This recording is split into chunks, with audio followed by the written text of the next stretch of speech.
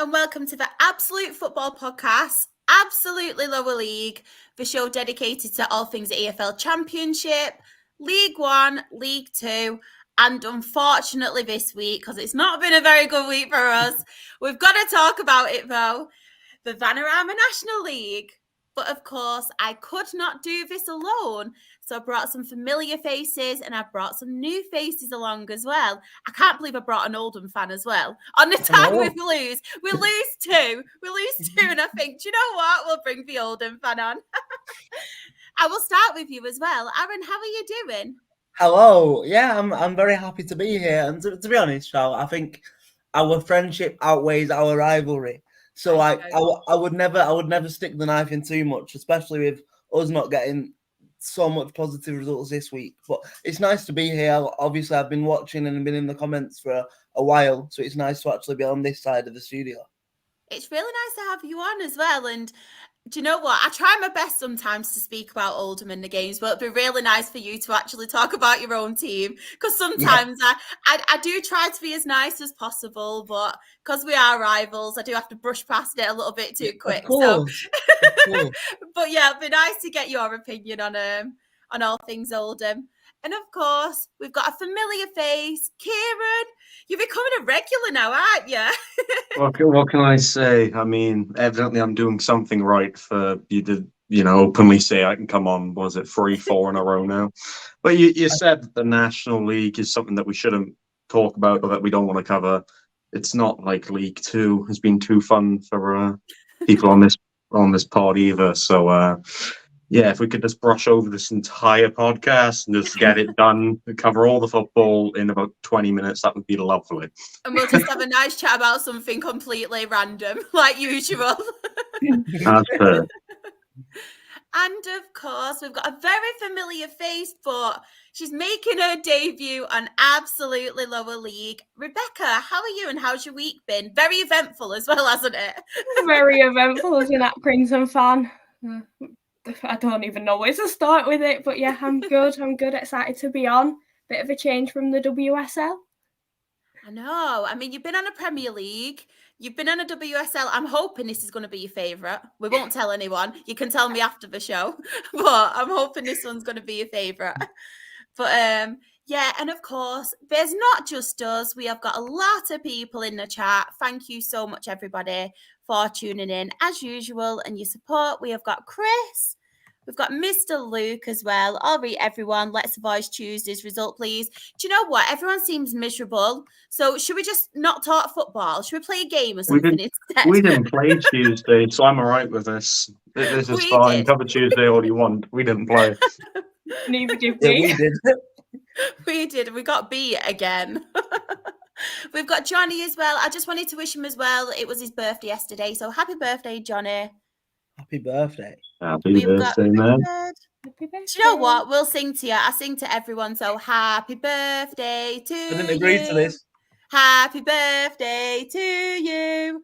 Happy birthday, dear Johnny, for yesterday. Oh, Kieran got bored with my singing. That was really good timing. I really enjoyed it. I love that. That was perfect timing. I disconnected right as you were in the groove of it. Kieran didn't enjoy that. Happy birthday to you. Hip, hip, hooray. Richard, how's the flashes this week? They're great. Putting them on. He just went putting them on then. Yeah, that's why I was gone. Just both on same time.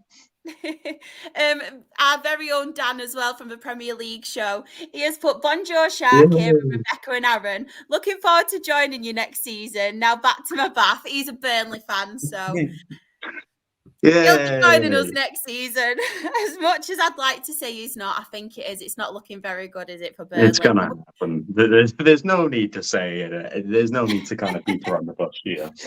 It's gonna happen. Mr. Luke has put specifically for you, Aaron, as well. He's a Gateshead fan. Aaron, could you go on a bad run of form just to help us out, please? Cheers, thanks. I mean, it sounds ridiculous to say, but if the last two performances, maybe not results, have gone anything to go by, then probably, Luke. Yeah, probably we can do. I'm not as confident I was 2 weeks ago. You'll be absolutely fine. Every team goes on a bit of a bad blip. We're just having a bigger bad blip than we should be. Shawnee's put, evening, guys. Hope you're well. Norman Price is here. Yes. Naughty Norman. Fireman Sam. Our very own Sam as well has put, Dan in the bath. Wowzers, things are heating up in Burnley. I know. Breaking news, Danny's in the bath. Be writing an article about that one later. We're going to get cancelled, aren't we? It's going to happen at some point. Yeah. It's going Surprised it to hasn't be our happened little yet. show. I know. It's a week I've come on, you get cancelled. That's normally what happens. Do you know what? If we actually get cancelled this week and it's not Claire that's cancelled us, my gosh, because she's the one who I think would cancel us, bless her. Love Claire. Simon has put, we've got a big result during the week, so can we skip past Saturday's result and go straight to the midweek ones instead, please? We can skip it all if you want, and we can just play like bingo or something. We'll find bingo somewhere. I feel well tight, Sam. My mum's having to pedal the exercise bike in another room to run hot water. Oh, man. That just proves the state of Burnley, doesn't it? Oh, dearie me. Didn't realise Fireman Sam was a Newport fan. Johnny said, thanks for the happy birthday. I'm not happy with being here. Chris has put, Spennymoor won 2 games, Shah, so I'm not upset this week. Oh, I'm glad you won, Chris. Good Glad for you. Won. I know. Yeah, great for you, Chris. Great, Chris. You want a badge, Thanks. Chris? I'm joking. What's the win like? You want a badge? Michael has put, heard we find out the results of the vote sometime after 9. Please, please, please, because I am live on the show, I am going to check my phone, but please, if you do find out, Michael, please come in and let me know, because I've got it up. I've got notifications for the club's official account up. So. Oh, good, because I'll either be smiling with joy or I'll be crying. So either or a mixture of both. Or a mixture of both, yeah. Who knows with me? Who knows with my hormones, because I'm hormonal as well. Johnny's put, I might have to join you more next season. Yes, Johnny's a Sheffield United fan, so. Oh. You'll be joining as well. Join us.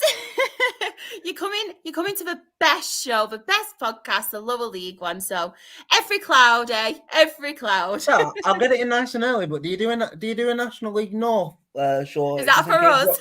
Just in case Rochdale do get relegated, you know.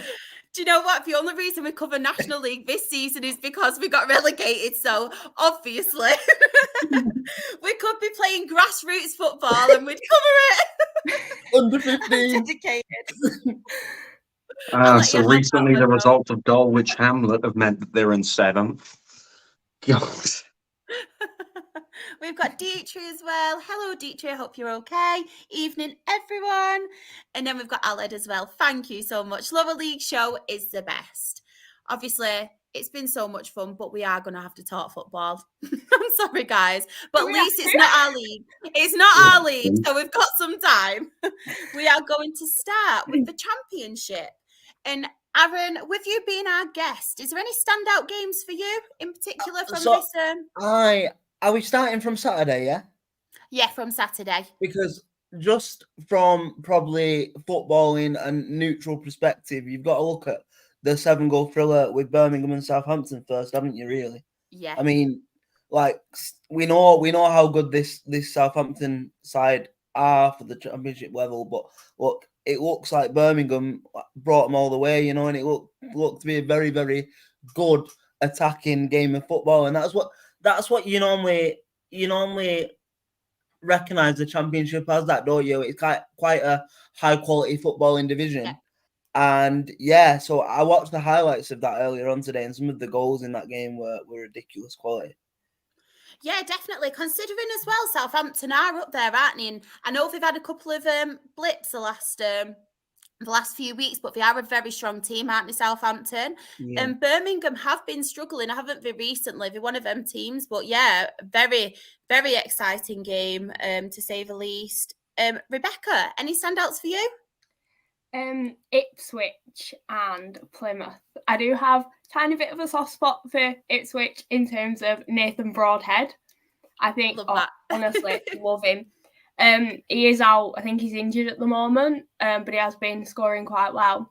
But yeah, Ipswich are pushing for the top as well, so it's going to be an interesting battle to see promotion and things like that. But yeah, Ipswich, I think they're a very good side this season. They're quite positive on the attack, I think. Definitely. They play some really exciting football, and Kieran McKenna obviously has gotten playing some really good stuff, considering as well, is this his first actual managerial, as first team manager? So what a start from him. Yeah. What a start. Kieran. I'm going to say Norman. I actually genuinely nearly said Norman. That's why I had to take I'm switching my name next week. My name's switching to Norman. I might legally change it as well. Kieran, sorry. Any standouts from you? I do apologise. Well, first of all, I thought, hey, I'd look to see if any of our other Welsh friends lost. They didn't, so that makes me incredibly pleased. I quite like Leeds and Ipswich for the respective reasons that they may as well be the training teams for the Wales squads. Nice to see that they're Ipswich-wise playing well. You've got Leeds, not beating Huddersfield when they were down to 10 men for, wasn't it like a half of football, maybe a bit longer? Like, that's a bit unreal to me. But yeah, I think I said that when we mentioned that Rotherham and Sheffield Wednesday were playing, despite the fact that Rotherham are very much probably out of any form of contention of surviving this drop, it was still a game that Sheffield Wednesday had to win away, and they ended up doing it. So what are they now? Are they only, I feel like they're only out of the we'll have a quick drop zone, or in the drop zone by goal difference, isn't it? Or it's by it's by goal difference. I've not put the goal difference on, but it is by, well, you can see it's by goal difference. You'd envision it anyway, but yeah, sorry, Kieran, go on. Given the fact that everyone had put Sheffield Wednesday down before the season started, the fact that they've literally clawed back to where their goal difference out of safety, it's remarkable. And poor old Rotherham. I felt they were always a team that were in like 20th in the championship every single season. It always feels like they go down but never go down, but they're definitely going down this season. Yeah, completely agree. Shawnee as well as what every game is a standout game apart from the boring 0-0 draw between Preston and Hull. I was really shocked with that 0-0, to be fair, because I feel like those two teams play some really exciting stuff and they score goals, don't they, Preston and Hull? So that was a shocker, I think, from my point of view. But my standout game has got to be QPR 2, Leicester 1. What a result from QPR, and I feel like they're really fighting now, aren't they, QPR? I thought they were going to get relegated, and they still are down there, but what a massive result, especially away from home. It's not the easiest place to go, Leicester, is it? We can't even call it really like just an off day for Leicester, can we? Because obviously I know they're still top, but they've lost 3 in the last 5. So they're in a little bit of a shaky period, you know what I mean? So hasn't it come out today about points deduction for Leicester? Possibly. Is it next season? Next season. Really? They're all right, aren't they? They found a loophole, didn't they, in between the Premier League kind of financial fair play rules and the Championship, or the EFL ones. I haven't read the statement, so I won't make any assumptions. But given the fact that there's many mentions with the loopholes in FFP and everything, you talk about how Chelsea were giving out stupidly long contracts. I think it was only a matter of time before they kind of got caught out. It always is with those kind of teams. But yeah, weren't they like 12 points clear at the top come the turn of the year? And now they're a few points off losing that top spot.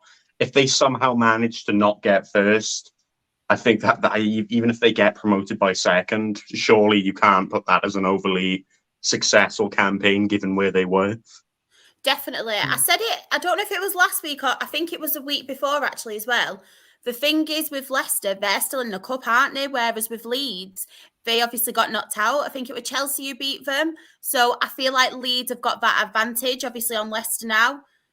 And Leeds are just really coming into their own. I know, obviously, what did they get? They got a draw against Huddersfield, but Huddersfield are fighting for their lives as well. So I don't think in hindsight that is the worst result because, like I said, I think Huddersfield are fighting. Very good point from their, obviously, perspective. But I just feel like Leeds are really creeping up on them, and I think they are the ones to watch. I don't know if anyone else is in agreement. Yeah, I think it's because they're the Welsh team. They're the Welsh national team.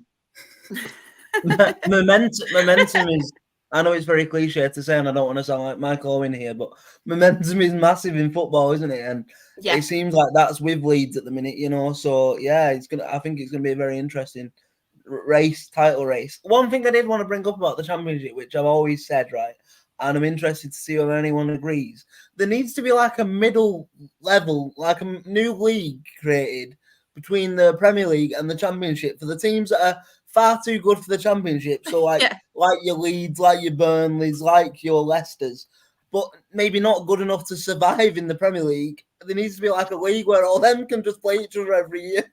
It's the same with the Premier League and Championship, though, isn't it? Like your Norwiches, your Watfords, all them kind of teams as well. Is that a thing that needs a new league, or does it just prove that the amount of money and influence the Premier League now has just overtops everything the EFL can offer? It's interesting, isn't it? And obviously, I know we're not a Premier League show tonight, but just quickly, I thought with some of the business Burnley did last year, like investing in like young players and that, I thought it was the right way to go about it. And I actually had them finishing like 15th, 16th in my preseason prediction. So I thought they were going to do it, but they've just been absolutely swamped, haven't they? And I think it is a good point about the difference in quality levels as well as the money. Like, it's a different breed in it in the Premier League, really. Yeah, definitely. I was saying, I think it was actually Monday I was saying about it as well. I think a lot of it stemmed down to obviously Burnley didn't get the players that they expected them to sign. I think some of them went to different clubs, and I think Vincent Kompany's been very stubborn with the way he's been playing, and he maybe should have changed his tactics, but obviously they want to do this style of play that he's playing, and I just think it's not really helped them in the Premier League. But as well, I think a lot of these teams obviously go back down to the Championship, but then get promoted again because of these parachute payments. I think that's a major help for them. Definitely. Sam's comment made me laugh. Let me find it. Is for Kieran's just waiting for the Chesterfield collapse now. I've been saying it for weeks. The title race is still on, guys. It's still happening. Admittedly, they only have to get like 9 more points to guarantee the title, but I'm manifesting it.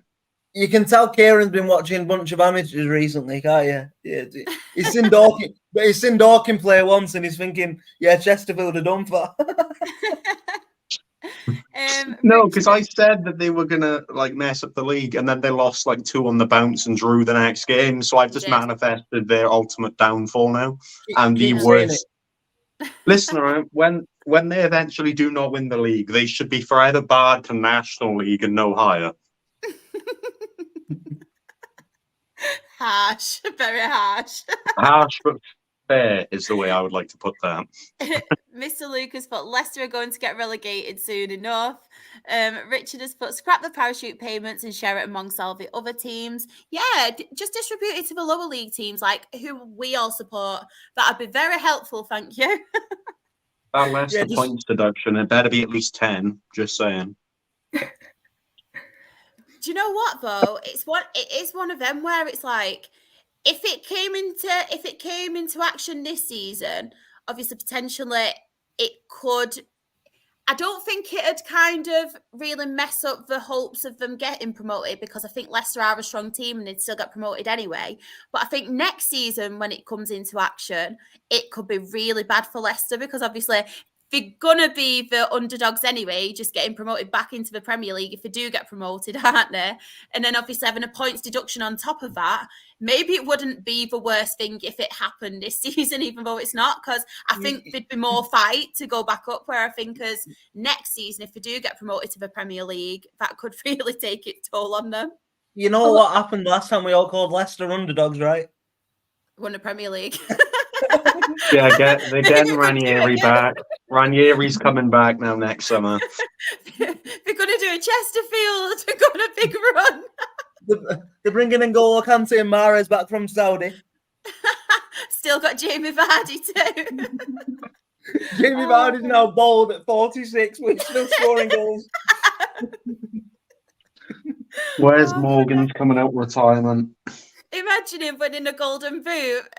Haaland in second, Jamie Vardy winning a golden boot for him. No. Oh, I love it. In my little dream world, that would happen. Just click on a few comments before we move forward. Any other standout results for anyone, or should we move on to midweek games? I mean, Millwall, Neil Harris again. That's quite a good one, isn't it? Yeah, and the fact that I think what's he called? Ishmael, the Watford manager, is under like super like pressure at the minute, isn't he? Yeah, 100%. He's the Watford manager. What do you expect? I was going to say that they've had more managers than I've had operations. Then. Oh. Cameron. What? That was me, Chad. Was that you? Yeah. Just accuse me of an action in which I did not commit. Yeah. Oh, I think has it gone through? That's what people are saying on Twitter. Oh. I'm not right. Don't get excited yet. We need to wait for the official statement, I think. Twitter's saying... Oh, hang on. Somebody from in the building, in the room, just said all 5 resolutions have been passed. As of now, we still have a club. As of now, yes. Now, what? Yeah, but what does that second line mean? I thought the American investor was like in and done now. Is he not? Does he not take full control now, or what? They needed to share. Obviously, they've signed a letter. They needed this vote to go through, and then need to obviously finalise it. So I think that's like the last, the finalising it kind of thing. It's like a pre signature to say that they are interested. So now they've allowed it, they can get it done and finalise. I think they're saying. Let's hope they finalise it. Please. I love that as well, Michael. USA. I'm gonna start my lower league show every week with USA. If you start with the I believe that we will win chant as well. Each week you'll just put on a different American accent. And you know what, though? I can't do him. I really need to try. I'll end up sounding like Australian or something, mate. I'm so bad at accents. Oh, man. But thank you so much to everyone in the chat for your support. Right. Midweek games. Any standouts for you? I'll go to you first, Rebecca. Any standouts for you? Coventry and Rotherham. Ellis Sims, I think it's best footballer on the planet. I think it's his second hat trick of the season. It took him a while to get going, but now he's off. Good win for Coventry. I think getting 5, it's good to keep momentum, as we've said before. But yeah, Ellis Sims, can talk about him for days. By the way, we want to talk about best players in the Championship, by the way. I think Coventry, for me, obviously you've got the strikers, but I think Coventry probably have one of them in Callum O'Hare. I think he is an outrageous footballer. He's so good. But for me, I mean, obviously you got Ipswich getting another big win, keeping the momentum going. Very late win as well, wasn't it? A very, very late win. Very late win. So I think that's probably up there for me, probably with the limbs, the the limbs of a last-minute winner. That's got to be spoke about, surely. Completely agree. And it just shows as well, I've said it a couple of times in the Premier League one about Aston Villa, and it kind of shows like the signs of a great team and when they're doing well, because even though obviously they were drawing, the teams who seem to succeed and do well, and we've seen it with Chesterfield this season as well, score very, very late winners. And I feel like with Ipswich as well, that's absolutely massive for them, because they did go on a bit of a blip, didn't they, Ipswich? And a lot of people were saying, obviously, the wheels were falling off. So I think that's massive, especially... But I think... Sorry, Aaron. Sorry, I think when you play such like a brave and expansive style of football, like Kieran McKenna does, you're gonna throw away some games out. You're gonna make some defensive mistakes. So they were all, like you said before, with when I was saying about Oldham before. Every club in every division will go through a patch at some point of a season of going on a bad run of form. It's about how they react, and they reacted well off that bad run, haven't they? So definitely. Any standouts for you as well, Kieran? First of all, I think that's 6 in a row for Ipswich now, if I'm not mistaken, which is, I think that's the best run they've had all season, which is that's insane in its own right. But yeah, I mean, poor Rotherham, and they had to deal with Ellis Sims for 90 minutes. Poor things. Leicester winning. I mean, I'm sure Ant wasn't very pleased with that one, because I wasn't overly pleased. I don't think you're ever pleased losing 1-0 here, because you feel it's so close, but yet so far from getting a result. But as we were talking about Leicester potentially, messing it up, that is a big win in its own rights. Sheffield Wednesday beating Plymouth. I mean, that's the result that took them within, literal fingertips of safety. And yeah, I mean, Middlesbrough and Swansea didn't get bad results, so I can't laugh at them. I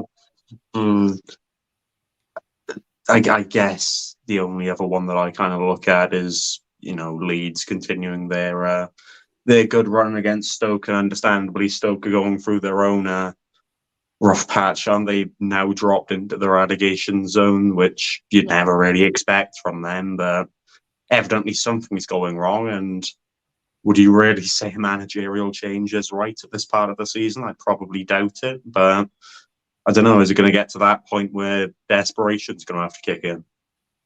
They took a massive risk on him. It's Schumacher who's there, isn't it? Schumacher, they took a massive risk, because obviously he was doing really well, wasn't he, at Plymouth? And then obviously changing there, and he's not seemed to. Don't know if it's time at the minute, but then I think, have they really got the time, considering the relegation battle and things? And I really want it to work out, because I think he's a very, very good manager. But part of me thinks, was it the wrong decision moving to Stoke? I mean, given the momentum he had at Plymouth, I mean, in one way, maybe it was a situation where Stoke would have wanted more guaranteed stability, and you have no guarantee that Schumacher does incredibly when moving from Plymouth. So, I mean, also, it could have been when managers move, especially quite early in their careers, like when they try and take a step up, you have to admire it. But sometimes they struggle with their expectations, because like a team like Stoke has no disrespect to Plymouth, but a team like Stoke has far greater expectations within the fan base than probably Plymouth have.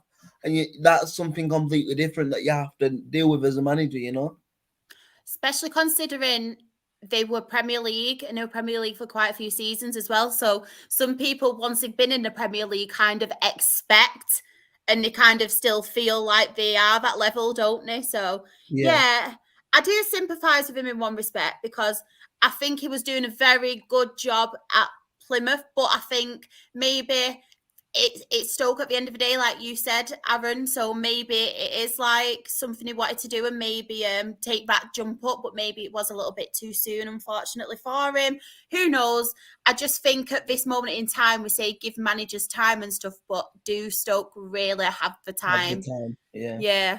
It's a tough one, isn't it? Just going back to the chat as well. Simon, our Coventry fan, has put, we could have beaten them by a lot more, but we took it easy on them in the second half. All right, Simon, it's all right for some minute, bloody hell. I know. You're talking to us for What's it like to win? To score 5? What is that like? I'd take a win off somebody's house at the minute, never mind scoring 5 goals. He's also thought we might not have O'Hare next season as he won't sign a new contract. Oh, that's a shame. Do you think he'd sign a contract if they won the playoffs? That thing gets me as well. Like, does he think he'll be playing for a higher league next season? Then I don't get it with O'Hare. Like, is the people interested? And I know Thingy were looking at him at some point. Weren't they? What they called? They're in the Premier League. My mind's gone blank. Let me Google it. Oh, thank you to everyone as well who's been coming in about the Dale news. I really do appreciate it. You're all so lovely. Shawnee's put, hopefully we can get the East End sorted out for next season, which hasn't been fixed since 2014. Chris has put, also Sunderland have lost 5 in a row in the Championship. Thank God that the women's team are doing better than the men's team. I know, but that's why he's not on tonight. Oh, we've lost Aaron. All right, well, Aaron's made his cameo. Goodbye. Fair enough. We've lost Aaron. I don't know what that Google search was, but it kind of just killed his internet. I promise as well, I didn't get rid of him because he's an older fan, I promise. I promise everyone. I think we've got him back. He's back with us. Hello. I just did a Kieran. I'm sorry. I felt left out, so I thought as a newbie I'd just do it. You know what I mean? But I was having a look, so it was Wolves and Brentford are showing interest in Callum O'Hare, but nothing is concrete at the minute. Oh, nice. But he's too good for the Championship. Let's be fair. He's actually put Simon. I think. Sorry, go on. I think he wants to be one of the highest earners, and the club won't give him that deal. Fair enough.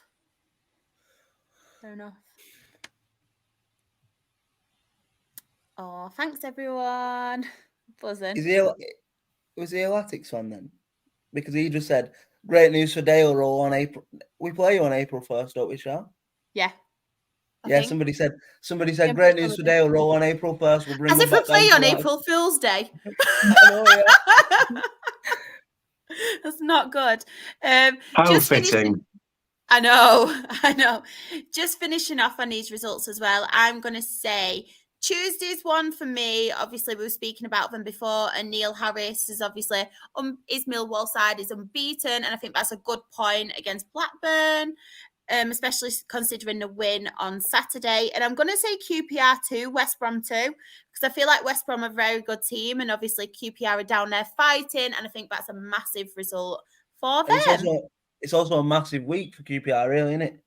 Yeah. Doing what they did on the Saturday and then coupling that with a result like that is very, very impressive, isn't it? Everyone's saying, watch it get called off of the weather now. The Oldham Rochdale game. I don't think it'll be because of the weather. It might be other things. It might be fans running on the pitch fighting or something.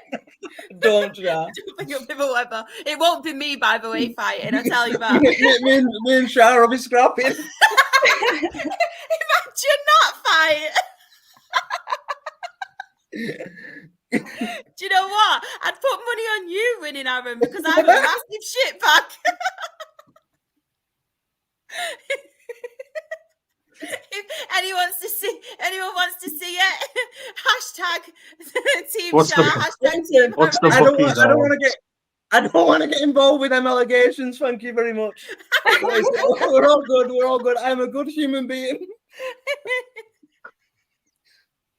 I promise. What's the bookies odds on who wins? There'll be no one. Someone will come and take us both out. The ball will hit us or something. We'll get taken out by Desmond the Dragon.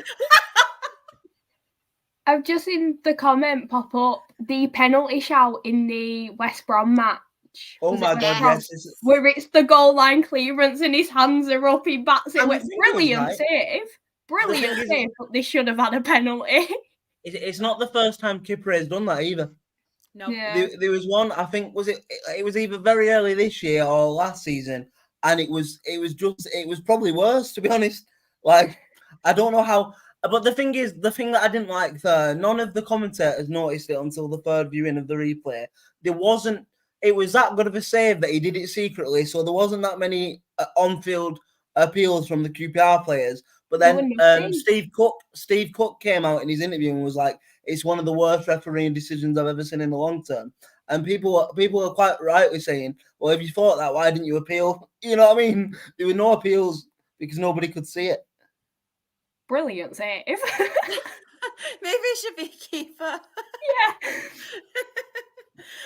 I do apologise if I do miss anyone's comments as well. There's a lot of chat tonight and I am struggling to keep up. I think it's the excitement of for Rochdale thing and also the fear of me and Aaron fighting on Saturday. It's got to me. It's got to me.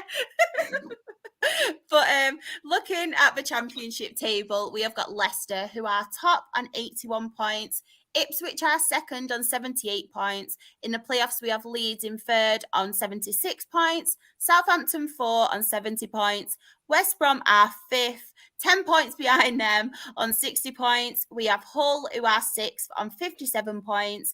And then in the relegation zone, we have Stoke City, who are 22nd on 38 points. Sheffield Wednesday are 23rd, also on 38 points. And Rotherham are bottom of the league, bless them, on 19 points. But how close is that relegation battle? Well, this is what I was gonna say, right? Just for the sake of a bit of a discussion. I know there's still like 9-10 games to be played, but if we had to say a playoff winner and the 3 dead cert relegations from this division, where are we going? Oh, well, I'll start. Rotherham's got to be relegation. They've got to be on all of ours. I think I probably biased because I really like the fans. I think the fans are great. I'd like to see West Brom back in the Prem. I think it's been too long that they've been away from it. So I'd like to see West Brom win the playoffs. So that's my shout. And I think the bottom 3 will obviously be Rotherham because if they survive from this position, it'll be a bigger miracle than me running the London Marathon. And then you made me laugh. I think Sheffield Wednesday will stay where they are, but I think Stoke will climb it. I think they'll just survive and I think Birmingham might go me. Yeah. How bad would that be though, considering like they've just got Tom Brady in there, supposedly investing like his money, and if they do go down. Kieran, who's yours? I'm going to be really boring and say that Leicester, Leeds, and Southampton go back up. It's going to be really boring in saying that, but it'll probably happen. I don't really think the Rotherham are going to pull off the greatest of all great escapes. So they're probably down. You know what?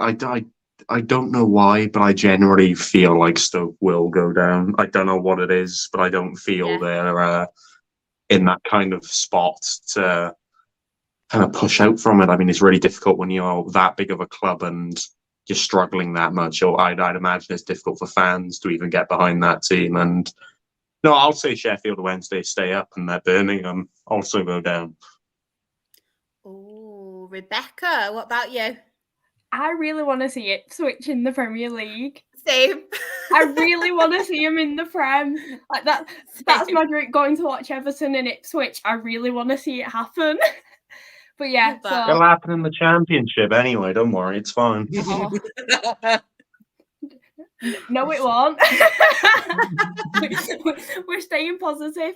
But yeah, I'd love to see Ipswich, and then relegation-wise, I think Huddersfield could be within a chance of being relegated. I feel like it's just so close, and everyone's on and off with form, so you just don't know. Like 1 week they're on a run, and the next thing you know, it's like just halted. So it's a It's going to be a very close one. Can see it going down to the last match, I think.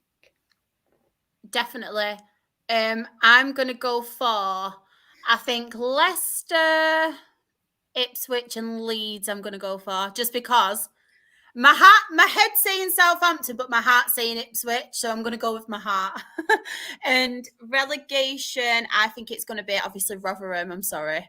But yeah, I agree. I don't think they're going to pull off some absolute miracle, bless them. I think Stoke, and I think Huddersfield. I think Sheffield Wednesday will get out of it. That's mine. Everyone in the chat as well, if you do want to tell us yours. I know I've put up a few, but please do let us know. Simon says, I hope Sheffield Wednesday go down and I want to see us in the Prem. I'd love to see Coventry in the Premier League as well, to be fair. I do like Coventry. I've got a soft spot for Coventry. Shani's put, what goes up normally comes back down, especially with the Championship promotion teams. Salmon's put, Saints versus Leeds, last day of the season. Keep those eyes peeled. That could be a very tasty game. Mr. Luke Leicester and Leeds from here. I was doing like, I know. Is Luke forgetting 3 go up in the Championship? He's just put 2 there. Yeah, Mr. Luke, who's your third? Unless it's a mystery. Don't be sitting on the fence, Luke. Yeah, don't be doing it, Mr. Luke. Quick, under pressure. I'm joking. Right, moving on to League One. Kieran, I will let you start for a change. What is your standout result here? Oh, are you saying to me that Fleetwood win when I keep saying that they should be losing every week? I don't understand. I mean, Derby keeping the pressure up on the automatics, Bolton doing the same, and Portsmouth doing the same, as you'd expect. It's still very interesting to see how those 3 teams are near enough. I mean, Portsmouth, maybe you put them out of the equation, but in terms of Bolton and Derby, it's very close. Barnsley, I mean, getting a 4-2 away win. Like me, then. You've been spending too much time with me. Too much time, yeah. Yeah, I'll say Bolton from now on as well. Yeah, Bolton. There's a lot of boring draws in there, isn't it? Paul Farley getting a draw against Lincoln, despite the fact that, in all fairness to Lincoln, they're in a pretty good run of form, aren't they? From what I remember, not that I entirely stare at the League One table, but. Yeah, I mean, there's a few results there that kind of stand out, but most of them, if not all of them, are the ones you'd expect, other than maybe Bristol beating Leeds. Sam has just put as well, Barnsley have just lost 1 in their last 19 games. I mean, wow. Some stat, that, isn't it? Some run. I didn't even mention that Reading won again. How lovely. No. Barnsley and Bolton. Rebecca, is there any standouts for you? Or just any games you want to talk about because of the players? You're like me. You're just like me. I'm exactly the same. Lincoln and Stevenage. Lincoln have been on and off this season with form. They have started picking it back up now. I think it's 3 wins in the last 5. And then, of course, Ethan Hamilton. Midfielder for Lincoln. Want to see him back on the score sheet for him. It was on the score sheet quite a few times at Accrington. He doesn't like tap-ins. He'll only do from outside the box, but I feel as though seeing him back on the score sheet could help Lincoln. And then a clean sheet for Lucas Jensen's always a positive. Definitely. Ethan Hamilton as well. I remember him. I'm sure it was under Keith Hill we had him. Ethan Hamilton, and yeah, very, very good player. Was he at Bolton as well? Bolton. Yeah. I said it again. I need to. It's my accent. I've pronounced U's instead of O's. Aaron, any standouts for you from the weekend? While we're on the talk of ex-loanees for our players, I feel like ex-loanees for our players? Ex-loanees from our clubs. I feel like it's only right that I touch upon Portsmouth. I know the top of the league, but specifically, I wanted to touch upon Callum Lang because I think Callum Lang is probably my all-time favourite Latics loanee of all time, certainly in my time watching Latics. So it's really, really good to see him take that jump. Obviously, I know he didn't leave Wigan probably in the circumstances that he wanted to leave Wigan, but to see him jump up now and take the chance is really, really good. And obviously Portsmouth look really, really good and really comfortable this year, and I expect them to go on and claim promotion. In terms of others that have kind of stood out, like Kieran said, really, they're all sort of results you'd sort of expect to go the way they've gone. So, yeah, probably just my love for Callum Lang, really. Definitely. I want to mention as well Charlton, because I feel like they've been picking up some points as of late, haven't they? They've obviously got, is it Jones? Is it Nathan Jones they've got as manager now? I think it is, isn't it? And since obviously he's took charge, they've been playing some really good stuff. They've been picking up results. And Northampton are quite a difficult team this season. We've got some good form. They've been playing really well. So I think that's a massive point for Charlton, especially away from home and obviously picking up points. Let's have a look. Blackpool, obviously Shrewsbury are struggling at the minute, but Blackpool have been a bit hit and miss recently. So, yeah, I think that's a good win away for Blackpool. Peterborough winning 2-1 is massive. But, yeah, that Reading result is the one I think what stands out for me the most, especially considering their struggles. And we spoke about it last week, didn't we, Kieran, about Reading struggles. So, yeah, that's a very good win. Very good win. It's like a 6-pointer, isn't it? Because obviously Carlisle are down there struggling. Reading are obviously down there. So they are the games that you have to be winning. We all love Reading, so it's nice to see them win. Yeah, if we could, I mean, for the sake of the kind of Peterborough fans, I'm sure they don't really care about the Exeter game. I'm sure they care about a certain game that happened a few days after.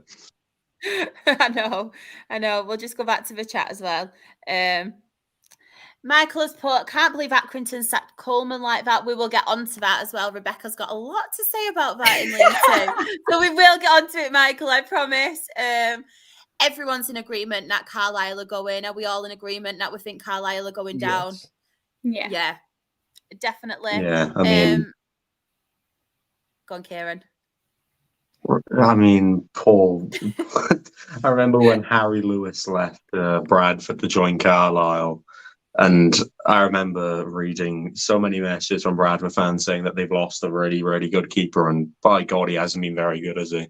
I mean, I understand maybe, I mean, we were talking about this last week, I believe it was, or the week before, that Carlisle, the kind of business they've made, makes them a really strong League 2 outfit, so they could be just going for...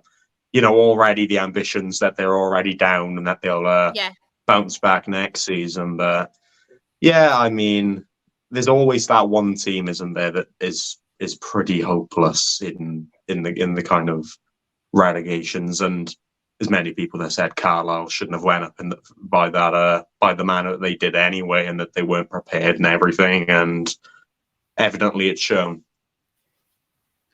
Definitely. Shawnee as well is our Northampton fan, and he has put, we scraped a 1-1 draw against Charlton on Saturday, and then I'll skip Tuesday night's match because it was embarrassing. Oh, bless you. Anyone in the chat, if you are new people who want to talk about your own teams, please send us your match analysis as well, because we do like reading them out. Our very own Ant as well has put, hey everyone, by the way, good to see you all. 2 cracking debutants on tonight with the awesome Shah and Kieran. Aw. Thank you. That's very nice. How lovely. Michael has put 20 plus years at Accrington and treated like that is awful. We've got a lot of chat as well. 100% Michael agreeing. But like I said, Rebecca will get onto that. Everyone's itching for this Accrington. I know. How long have I got? You've got however long you want. We can even make it into a whole special for you if you want. We can do a 6-part series if you need. I don't think 6 parts enough to just I don't think 6 parts is enough to just debunk that statement alone.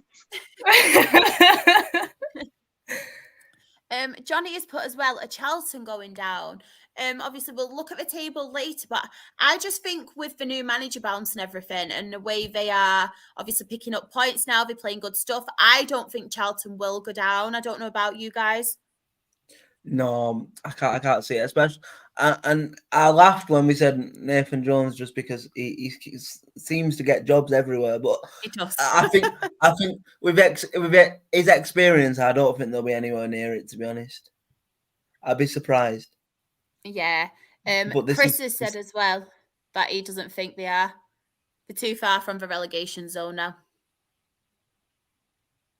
I mean, I thought that Nathan Jones, he had done a decent job at a championship team. I understand it didn't go quite as well as he would have wanted at Southampton, but I feel like he's still got the experience and the know-how to bring really good football to a championship side. So just out of him alone, I think he will, and you can see from the result there, I think that's enough to, more than drive them clear of this relegation battle.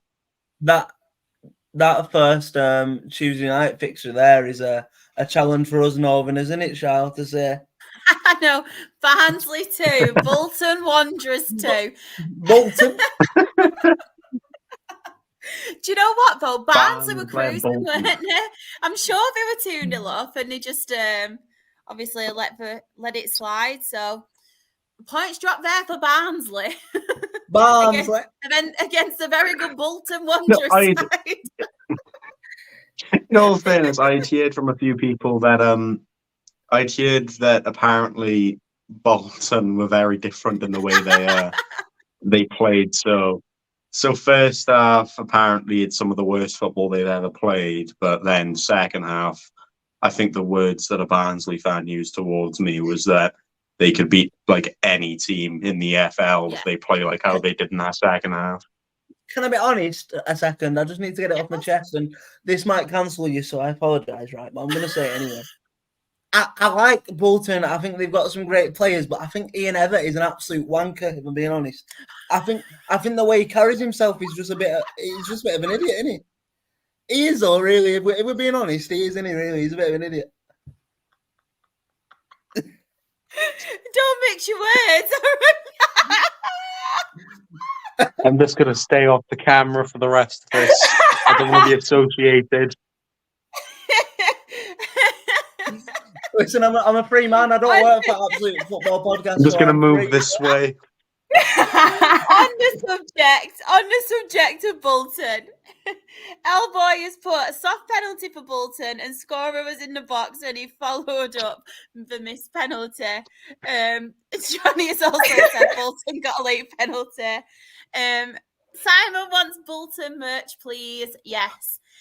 Remember, any specific merch you want, you need to hashtag merch, please. But I don't think Ian Evatt will be on the merch anytime soon. It might be on the lower league look one, no.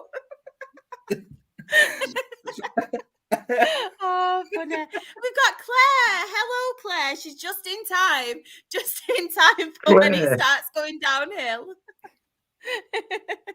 Well, you know, I've said something good though there when the Rochdale fans agreeing with me. That is true. Yeah. I mean, I'll give you the one thing, Aaron. I respect your honesty, and I respect the fact you were very open about it. Exactly. You got to pull no punches in this industry, Kieran. Exactly. Honesty is the best policy, to be fair. We do like a lot of honesty on this podcast. And yeah, Aaron, you gave it to us, so thank you. Next result, obviously, Cheltenham 1, Charlton 3. What a result for Charlton. Again, as we mentioned, new manager bounce, picking up the points. Not in the relegation zone anymore, or should I say near the relegation zone anymore. So really, really good win for them. And I'm sorry, Shawnee, but Peterborough 5, Northampton 1. Send us your match analysis if you want to, but we're not going to force you. So don't worry. Do not worry. But I didn't want to be rude. Simon has put, I like Aaron. Says it how it is. We need more of that. We need more of that on here. What do you mean on here? Who's not honest on here? That's Who's what not I'm honest? intrigued, I say everything with heart and pride, and everything's behind it. Exactly. I'm intrigued to know now, Simon. You tell us. You tell us. Don't like Yeah, you but Kieran, anymore. Simon, you're on the bad books, man. You've got an excuse because anything that you say that might be controversial, you can just be like, "Oh, it was Norman that said that." Claire has put, I'm announcing that I'm blocking Aaron and never talking to him ever again. Oh.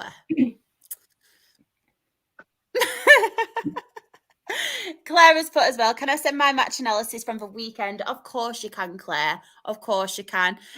Just finishing off League One then, we have got Portsmouth, who are first on 76 points. Bolton are second on 70 points. Derby are third on 69 points. Barnsley below them on 67 points. I'm laughing at my own accent now. Peterborough are fifth on 65 points. Stevenage are sixth on 60 points. And then in the relegation zone, we have in 21st Cheltenham. I'm trying to be posh now. I know, I always do. Cheltenham on see, I said Cheltenham now. It's gone back. It's gone Pete Tongue on 34 points. In 22nd, we have Port Vale on 32 points. Fleetwood are 23rd on 31 points. And then Carlisle United. I'm not laughing at you, Carlisle, by the way. I'm laughing at myself. So if any Carlisle fans came in at that moment in time, I'm not laughing at you. She's laughing at the chance that you've got to get surviving. I'm not, I promise. I'm crying now. Oh my God. I feel like I need to just totally come off and come back on again. Carlisle United are bottom of the league, unfortunately, with 23 points.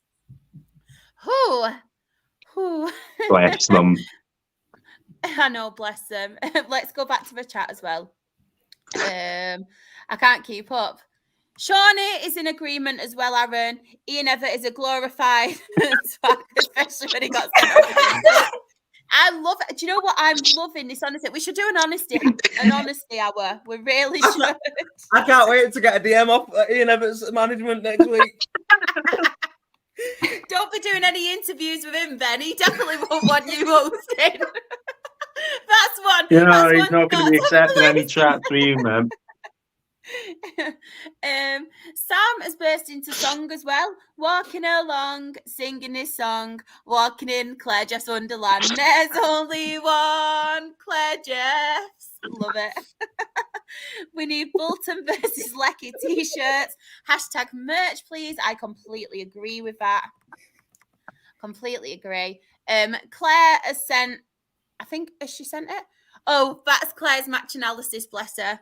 It was a nice drive up the motorway, then back down the motorway and home. Colchester's pitch is a joke, and there's no reason it couldn't have been called off Friday. Worse than Bradford.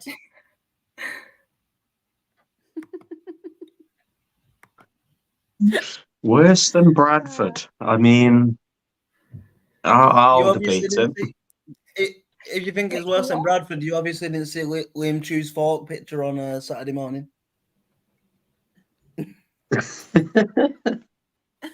Oh, it's a proper nightmare, isn't it? Jeezy peeps.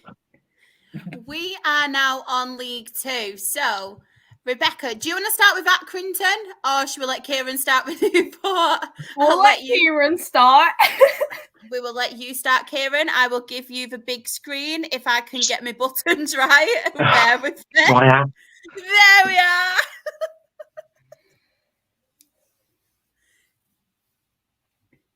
He's froze up. I might be freezing up. I'm God knows. I've been suffering dodgy connection this entire time, and I'm not sure whether it's me, the stream, or whatever. But do I have to talk about it? Do I have to? I mean, he's pretending he's losing his connection. Now we he's lost. talking about Newport.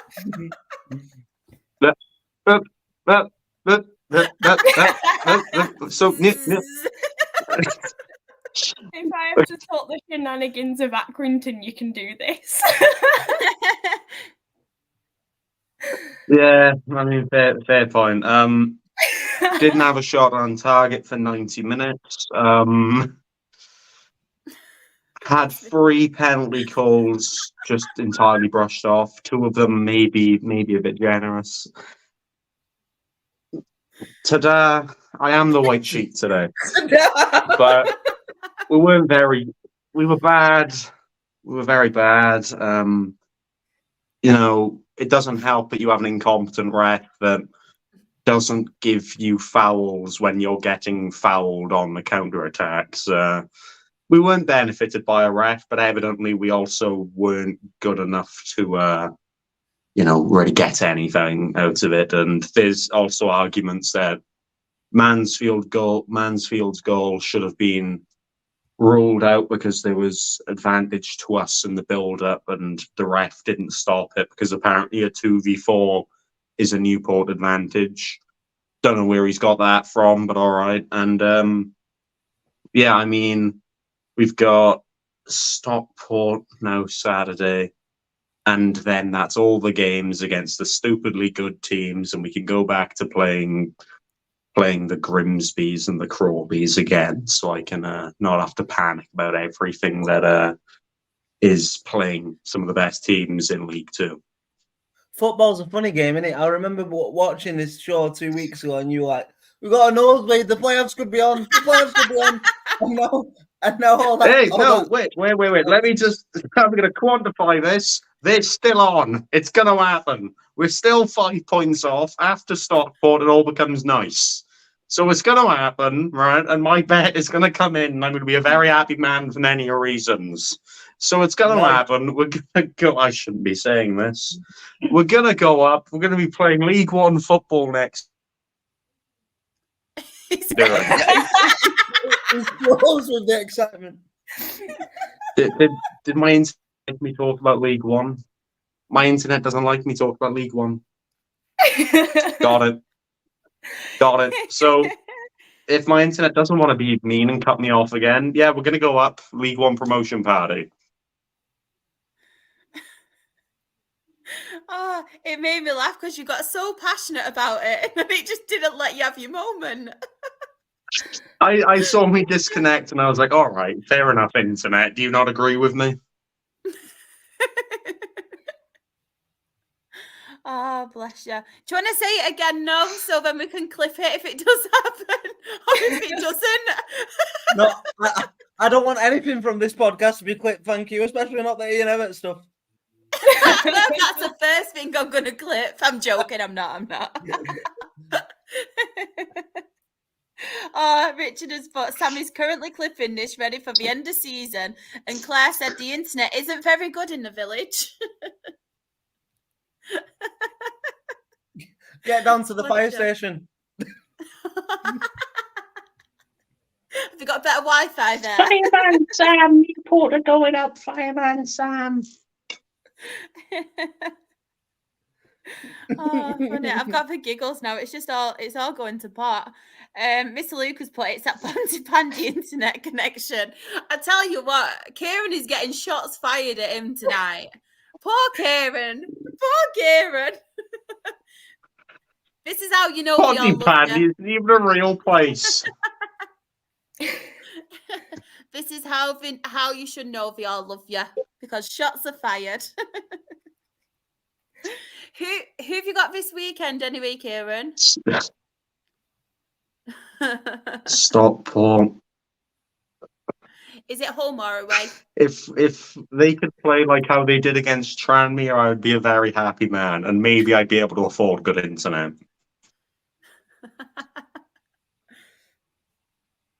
Oh, are you going to meet up with Claire?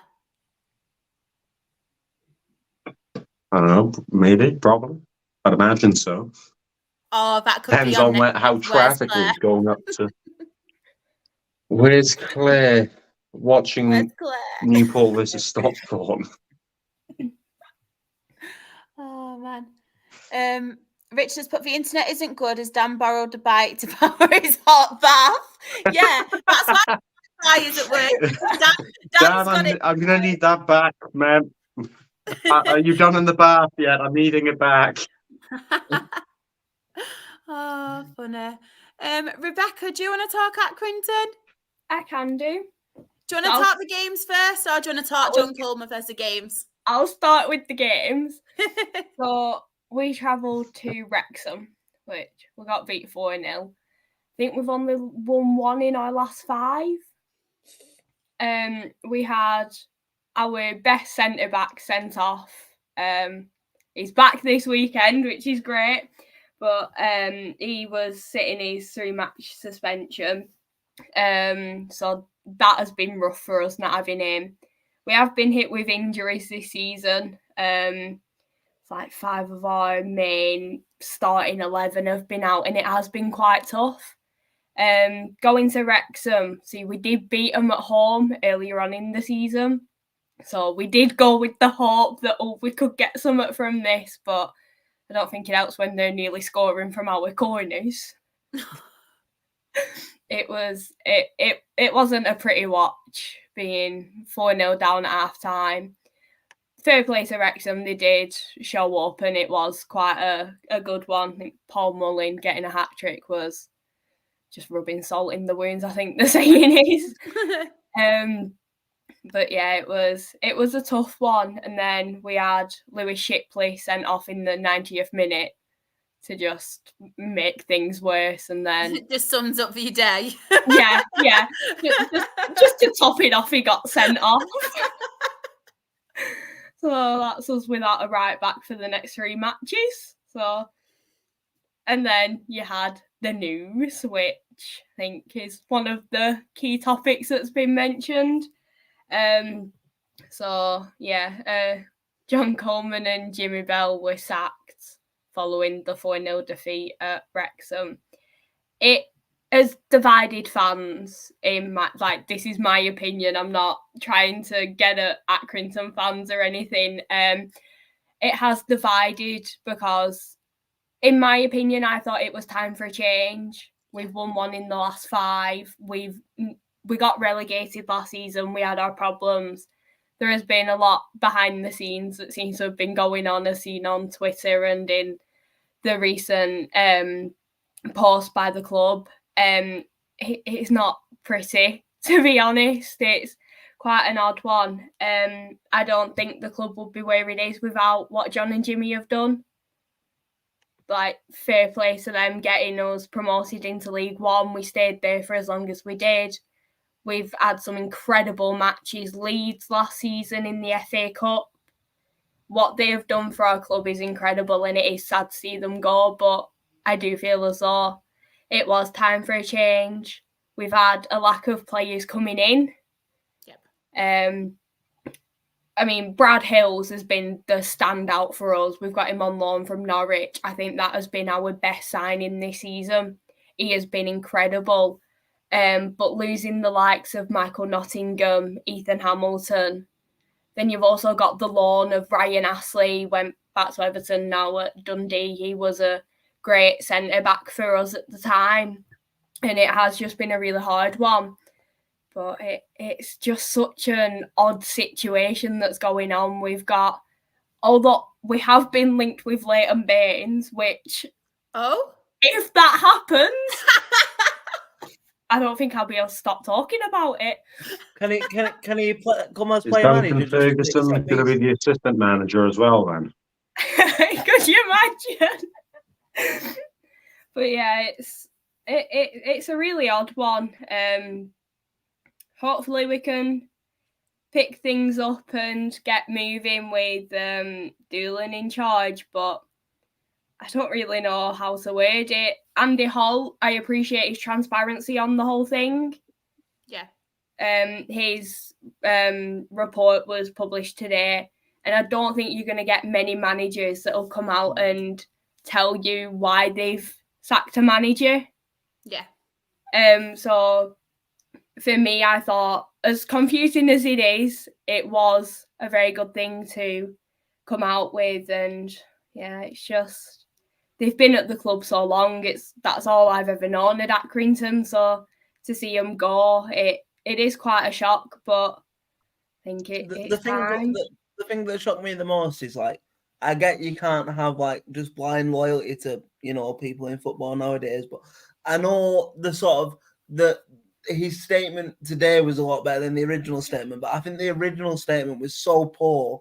Like even now, the original statement is so poor. The fact that you've got guys there that have given you so many good years of service, and there wasn't as much as a thank you on the original statement. You know what I mean? And I think that's really poor. But one thing that really surprised me today was the fact that he just came out in his statement and one of the paragraphs said, last year they lost us 600 grand, this year they lost us $1 million. I'm like, fucking hell, talk about throwing people under the bus, Jesus Christ. In terms of the original statement, I can see where the club have come from, because when you sack a manager, it's such an awkward situation because you don't want to write a whole like thank you, because the original statement was we have sacked, we've parted ways. So I do feel like they've done it in it's an odd one again, but there was a statement released the day after by, I think he's David Burgess, and he then went on to say what they've done for the club, and I feel as though having them separate has worked better than having it all together, because it could have looked a bit odd, like, oh yeah, we've sacked them, but we would like to then point out this and this. So I feel as though having it separate has worked. Yeah, I get that. Sorry. No, go on, Aaron. You go. I said I also like the fact that he pointed out in his statement that he's limited his social media activity because he's butting head with fans. Yeah, it's been an odd time on Twitter for Accrington, and then it's also a case of it's rumoured at the moment. I think it's around 30 players we could have out of contract at the end of the season. Oh wow! So that's like your full squad near enough gone. Yeah. So it's an odd time, but hopefully we can group back together and get going again.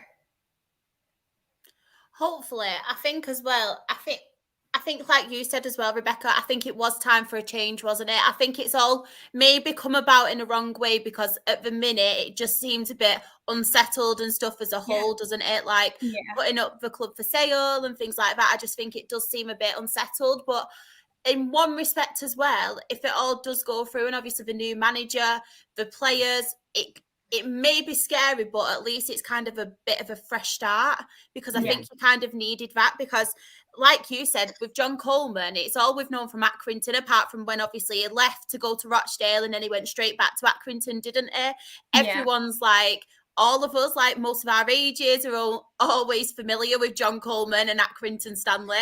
And he was actually one of the long-serving managers, wasn't he? And until he went to Rochdale, I think it was Alex Ferguson, Arsene Wenger, John Coleman, like them types. And then he went to Rochdale, and then obviously he's come back. And I just feel like with him, at first when I saw the news, I was a bit like, oh no, we should have worded that different. It should have put like, they've been there for years. Sorry, there's a fly. There's a fly flying around my head. They've been there for years. They should have said something better. But now I've come to think about it, like you said, I think when you do sack a manager, you kind of do that, don't you? Take it away and then come out and maybe thank them and stuff later, especially considering they've been there for so long. So I was the same, where I was like, no, why have they done this? They should have more respect for them. They've been there years, blah, blah, blah. But yeah, I think we're keeping it separate. And then obviously emotions were all high and everything, and emotions were all raw as well. So you don't really want to put something out and then kind of backtrack on it. So yeah, I think they kind of did the right thing and then let it settle, and then obviously this has come out, and as fans, all you're asking for is like transparency as well, isn't it? So that's that today, when I've read it as well, you can't get more transparent than that. Obviously it is like, wow, a bit like daunting and stuff, but it's like at least he's being transparent, and that's all you want. And it was the same with our club as well. We were very much like that. We wanted transparency, and then our chairman's been as transparent, and as fans, that's all you want, isn't it, really? Yeah. Then another thing with Corley at the time, we had noticed that team selection, as limited as it is, it did become, oh, we knew who was going to be in, and things just weren't happening. And as like I can go on, like my favourite player was not getting played, and you just say like, he's there on the bench. Get him on for 10 minutes. You've got like different things happening. Just put him on. And then it just became like it was the same week in, week out. And especially with recent performances, we travelled to Walsall, Wrexham. They were like, it was hard to watch. Yeah. And then it's like, hopefully the new manager, the interim manager that we've got, will kickstart it again, because players were dropping off, and then might even be able to change it up. So the likes of Seb Quirk, he could get match time now because he's back fully fit, and like you just want to see a bit of a change. So I feel as though that could happen now. Definitely. I hope so as well. And obviously there's a new manager bounce, there's different like tactics, different style of play as well. And I noticed as well, obviously we didn't have him as long as he was at Accrington, but I felt like with John Coleman, he was very stubborn. Like his selections, and he did have kind of his favourites and stuff. And I feel like it was kind of old school, like some of his tactics and things like that. I don't know if it's like altered since obviously coming back to use, but I felt like he was kind of old school again. And I feel like it, as much as they have done very well for yous, and like you said, you're in awe of like what they've achieved at Accrington, I feel like sometimes it is good to have that change, isn't it? Especially when football's adapting and things. So, and with obviously the club as a whole, if it does go through, and if you do get investors and you do get new people coming by in the club, it hopefully it's not a bad thing and you can move on. So yeah, hopefully it's exciting times, because I do like Accrington. Yeah, one thing that we do have to say about John and Jimmy is the support that they had for her game too while at the club. I think you might have seen for our dedicated fixture, we had them all in glasses. It was so good. Everyone was shocked that we're able to get Coley in them, but one main like takeaway from them being at Accrington is they have been nothing but supportive for the campaign. So like that is a big, big, big plus. Love that. They do come across as really like good, like genuine guys as well, like family guys and stuff. So yeah, that is really good. And like I said, hopefully it's the start of some exciting times. Fingers crossed for you, because I know it can be a bit scary as well, especially like the change. It's like, whoa, what do we do? I know that too well. From a Wrexham point of view, we do have Aled in the chat, and he has put, we have the best home record in the season. It was one of our better performances in the season. Great seeing Mullin back on the score sheet. Sorry, Rebecca, I know it probably wasn't for you. And see the best of him alongside Palmer. Got O'Connor coming back from injury, and he not got that injury, we definitely wouldn't have lost anyway at Newport or Gillingham. He is a key player for us. I think that's all of it from Aled. Richard has put, I feel sorry for them as they are hindered by the finances at the club, but I do think they took the club as far as they can. They deserve more respect from the club. Paul has put, the biggest heartbreak ever, falling in love with loan players. I experienced that last season. I experienced it. Oh man, it's a nightmare. I'm experiencing it this season. I did, and it got took away from me with Don't Liam like Holden. it. So I'm not as bad this season. Last season it was Ryan Astley, and then this season Brad Hills, but not as much. I mean, in all fairness, this season for me it's Seb Palmer Holden, without a shadow of a doubt, and I think we're all aware, and you even see from the fact he got a new contract at Bristol City and everything, he'll probably be in and around that first team next season. So, albeit he'll be playing near Premier League for the first time in my viewing history watching Latics, we don't actually have. We have one lone player in the entire squad, I think. I think now we've got... I've just seen the comment you just pulled up. I think now we've got a little bit of finance behind us. It's actually nice to be able to get players that are going to be yours on contracts. So I don't have to go through the heartbreak of losing a player that's on loan now, All right, Aaron. It's all right for some. But it's all right for some. Yeah, the way Newport works is that we always guarantee we lose 4 first-team players, and I'm upset after every single one of them. it's good for some that you've got players that will kick on and that you can actually build a team around. But we'll lose half our team in the summer, and I will hate everything about it. Claire has put Louis Barry. I know. We have got as well Full-Time FM. As a Rochdale shareholder, I voted for takeover, but have lost 90% of the value of what I put in. Not a small amount, and for that, Simon Gage should go. Ianet, as is George Delves, up the Dale. Yeah, I do get where you're coming from as well, like from a shareholder side. I just think it was the right thing to do. I do feel sorry for the people who've obviously put the hard-earned money in and obviously worked hard to put money in for these shares and buy these shares.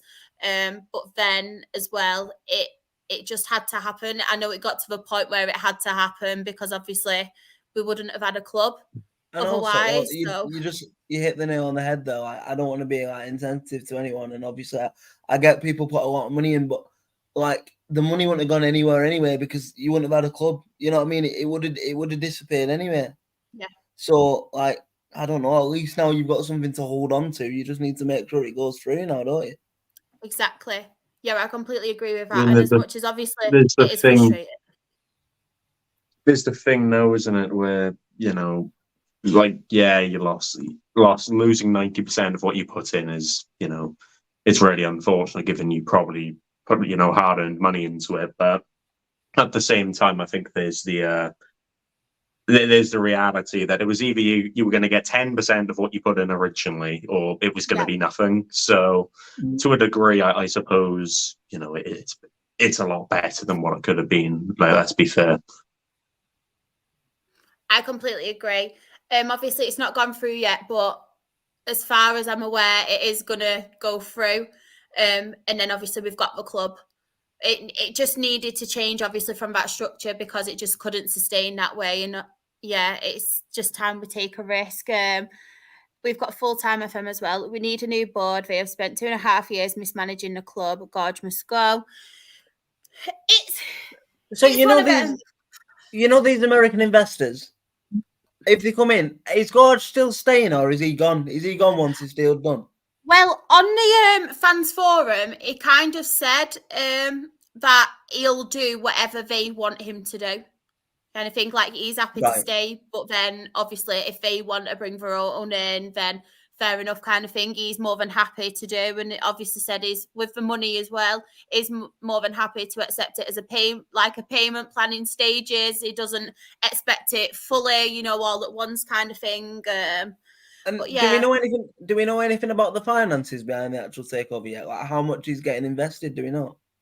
I am not 100% sure. I'm not 100% sure. I think it's the money back to like the chairman and stuff, and I think is it paying off loans, because I think the loans that we owe is just from the chairman and Richard Knight. I think their money, obviously, that we want back, and it's just one for the council.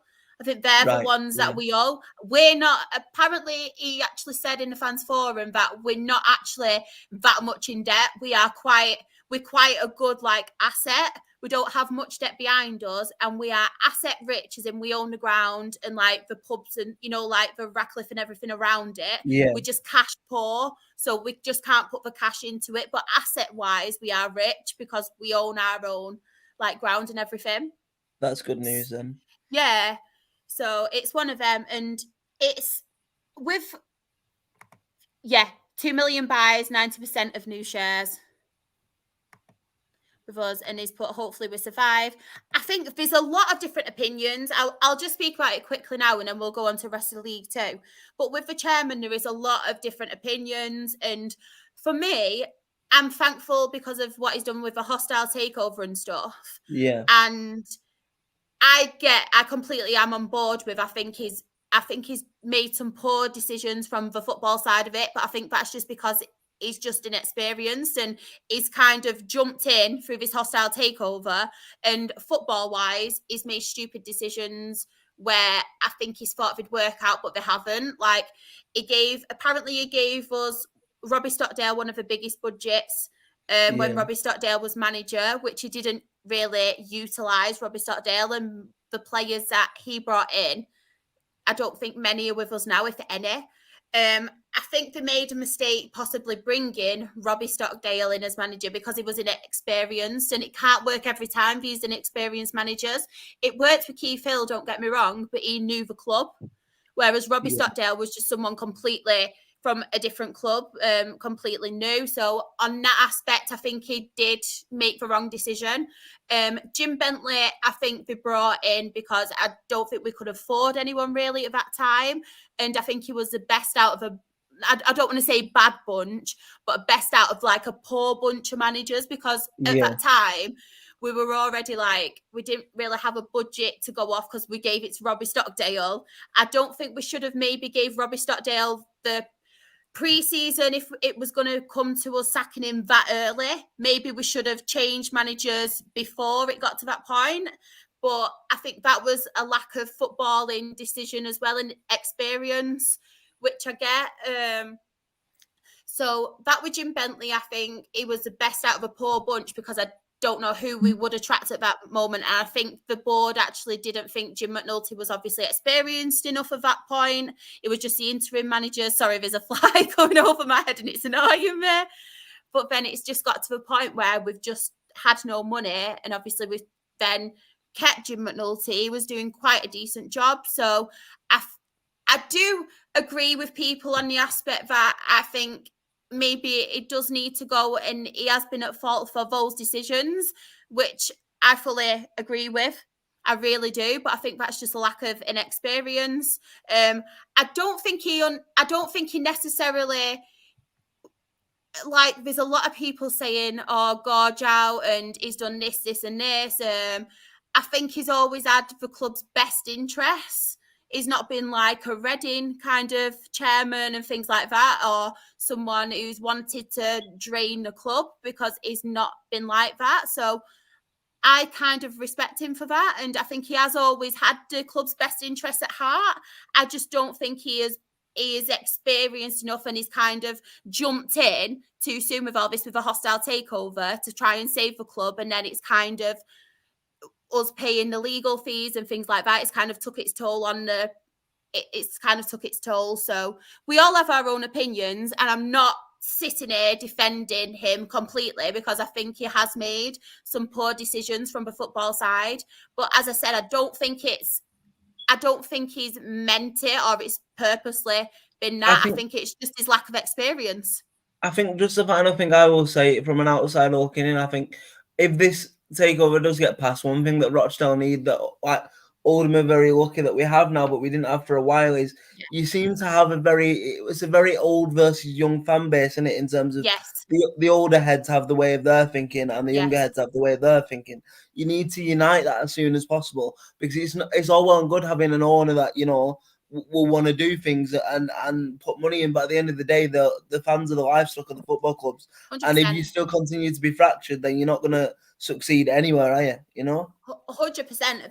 The frustrating thing is with our fans as well, and I completely get both sides of it, because it sounds bad. I'm 31, I'm 32 obviously on Monday, and I'm kind of in the middle, because I'm not one of them young fans anymore, but I'm not one of the older fans. So I've seen times where we have been really poor, and I've seen times when we've obviously overachieved and been successful under Keith Hill. And you've kind of got the older fan base who know obviously Rochdale from being poor. They've seen us overachieve under Keith Hill. They've seen the tough times, but they've also only seen like the fan-owned kind of structure and the shareholder structure. And then you've got the young fans who, a lot of them, I don't mean to be disrespectful to any of them, but a lot of them have only really seen us when we've been overachieving. You know, the League Two, the League Ones under Keith Hill and stuff. And then obviously they've seen our downfall.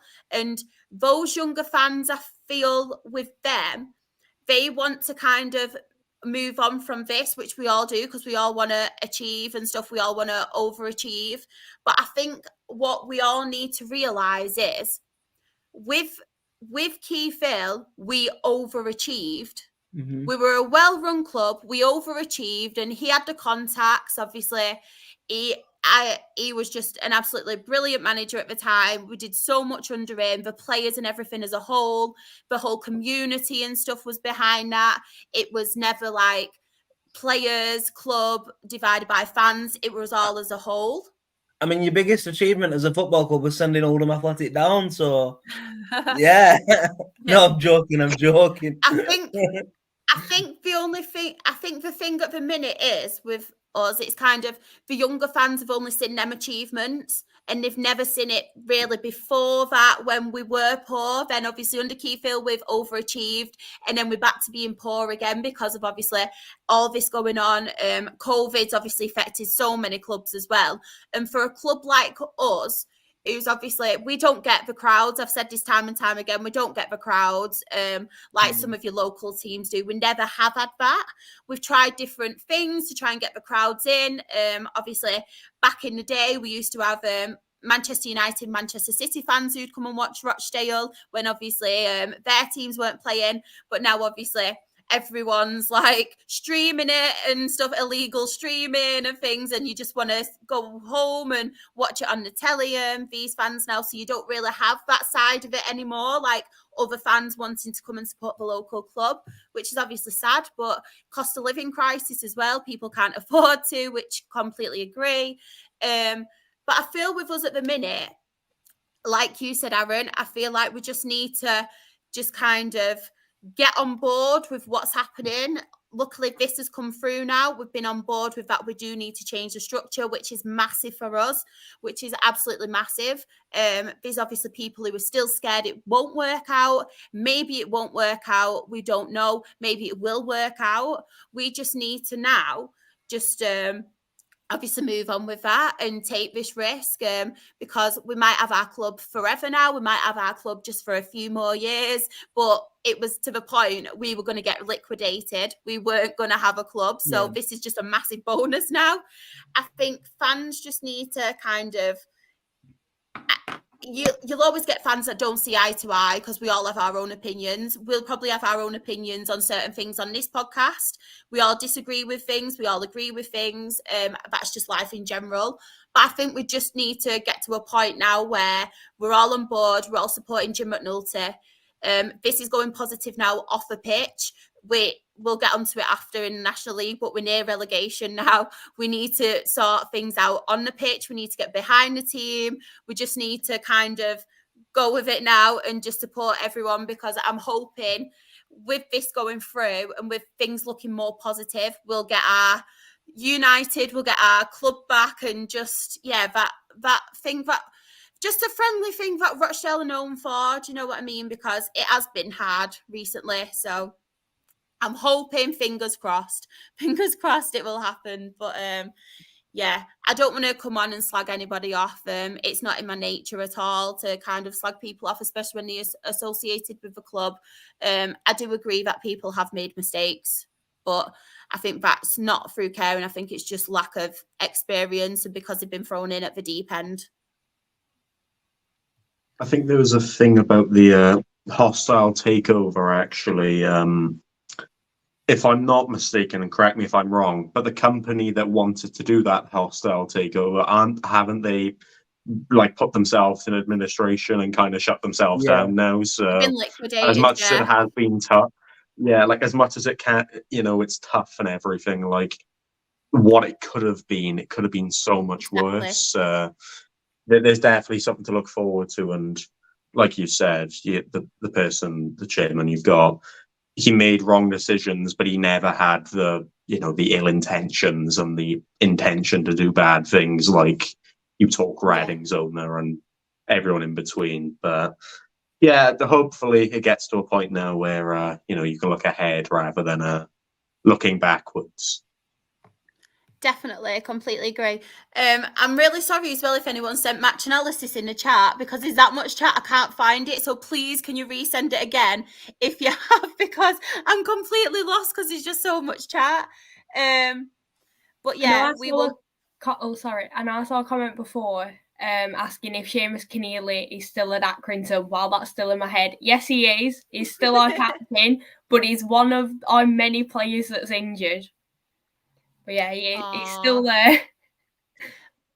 what we'll quickly do, we will quickly carry on with League Two, and then I will let Aaron quickly talk about Oldham because he does have to go. So, any standouts for anyone? I mean, the real Dons. The I was real going to say, Dons surely won. That's all we care about. Place to start. Forget the franchise. I was going to swear, but we'll go with forget the franchise instead. But yeah, honestly, as well, if you're going to beat a team that's turfed you out of your own home all them years ago, what a way to do it, and the way they did it. I mean, did you see that? Well, did you see the goal? But did you see the ball boy went viral, didn't he? Because the player picked up the ball boy, and then he just disappeared, and everyone's like, "That ball boy's dead." It disappeared with everyone. It was fantastic. No, that was mega. I think everyone was so chuffed with that as well, weren't they? That result, I think everyone was chuffed with it. Other than the 4 Milton Keynes fans, they weren't very happy. Another result as well. We will go for Morecambe 3, Crewe Alexandra 2. Massive, especially considering Crewe. They've been really storming it this season, haven't they? That was one of the ones that kind of caught my eye. And then you look at the one below, Grimsby beating Forest Green in the 6-pointer. But I think Crewe were 2-0 up. So to, lose a lead at that point, I think my favourite footballer on the planet, Mickey Dimitriou, unfortunately scored an own goal.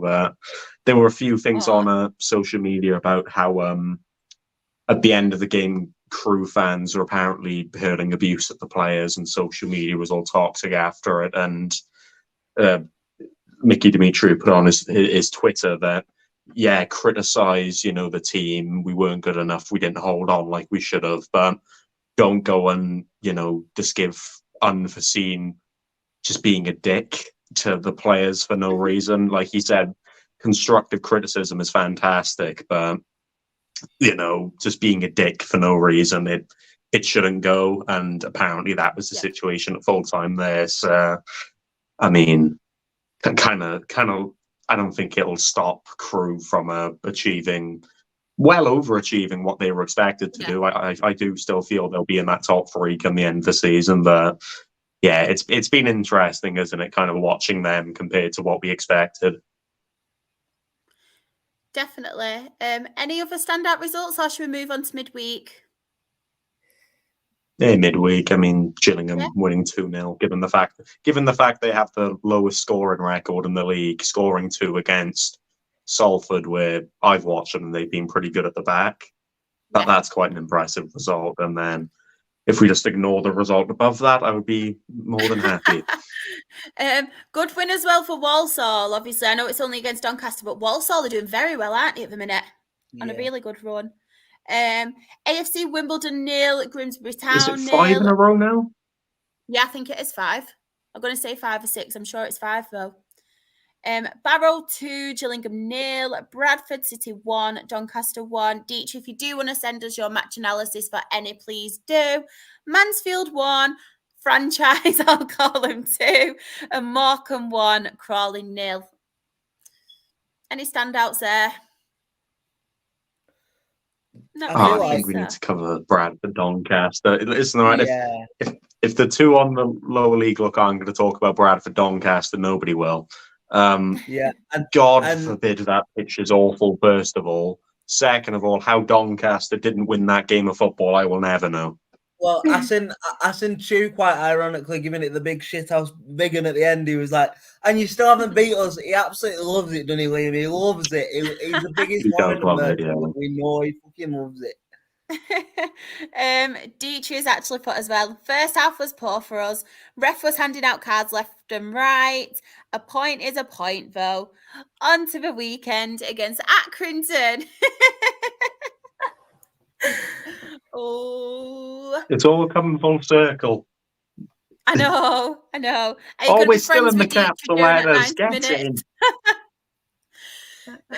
Hopefully, new manager bounce will help us, but fingers crossed. So we have got the League 2 table. So top of the league, we have Mansfield on 66 points. Sorry, Clare. Stockport are second on 63 points. Wrexham are third, also on 63 points. Crew are 4th with 61 points. MK are 5th with 61 points. Barrow are 6th with 56 points. Walsall are 7th on 54 points. And then in the relegation zone, no change really, is there? Forest Green are 23rd on 27 points. And Sutton United are 24th on 26 points. We have got as well, Alex has put Stockport, prepare to get thrashed. Aled has put top Come 3. on. And Dici has put, gee, thanks, Rebecca. God, I'm nervous for weekend. And just before we go... Forest Green going down. Forest Green going down. Newport in capital letters. Everything's good. Just before he goes as well, because he's waited so patiently.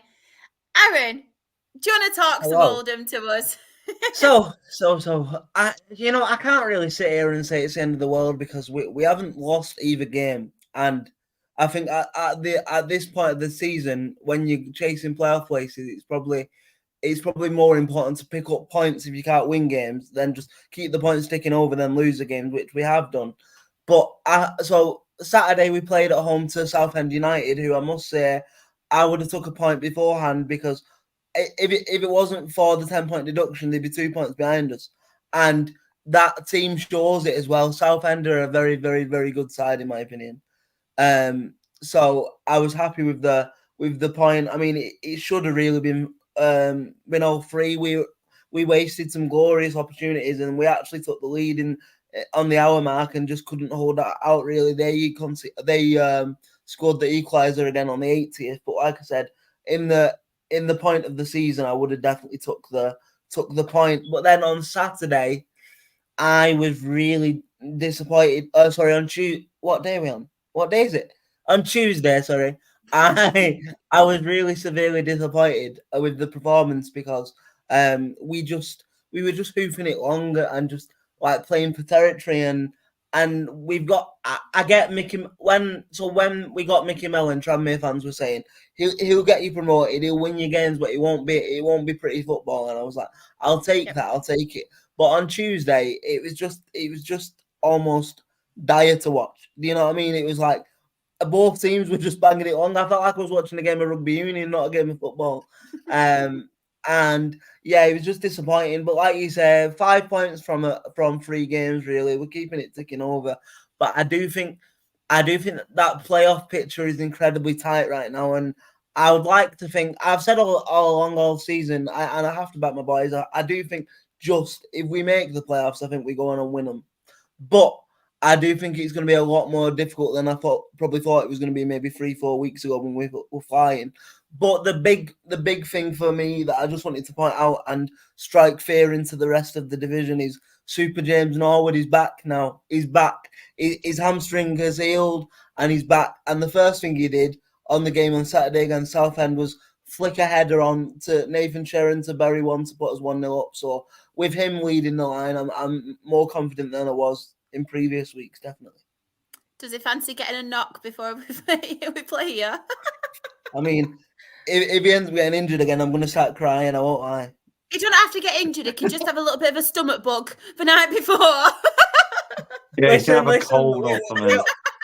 We all remember what happened to the Spurs players all them years ago when the Arsenal players poisoned them. You've just heard it. You've just heard it on the podcast that Shai's going to poison James Norwood. False accusations. So for that to stop happening, I need to take Shai out in the scrap before the game, and then she can't do it. I love it. Love it. Yeah, so I've got to get off because I've got a busy working day tomorrow, so I need to go and get some sleep. Just a really quick one for you, Aaron. Claire has actually put, as Alex Reid left, someone put on one of our groups a thing from him saying thanks for the memories. Unless it's happened in the last couple of hours, I'm not really sure. But I don't think he'll ever play for us really again. Like, it's not a surprise if he has left because obviously there was that stuff on. Basically, we got pumped like the game before Christmas, Boxing Day. So Mickey Mellon had them in training for a couple of hours on Christmas Day, which is standard practice really. If you've got a game on Boxing Day, you come in for a couple of hours on Christmas Day.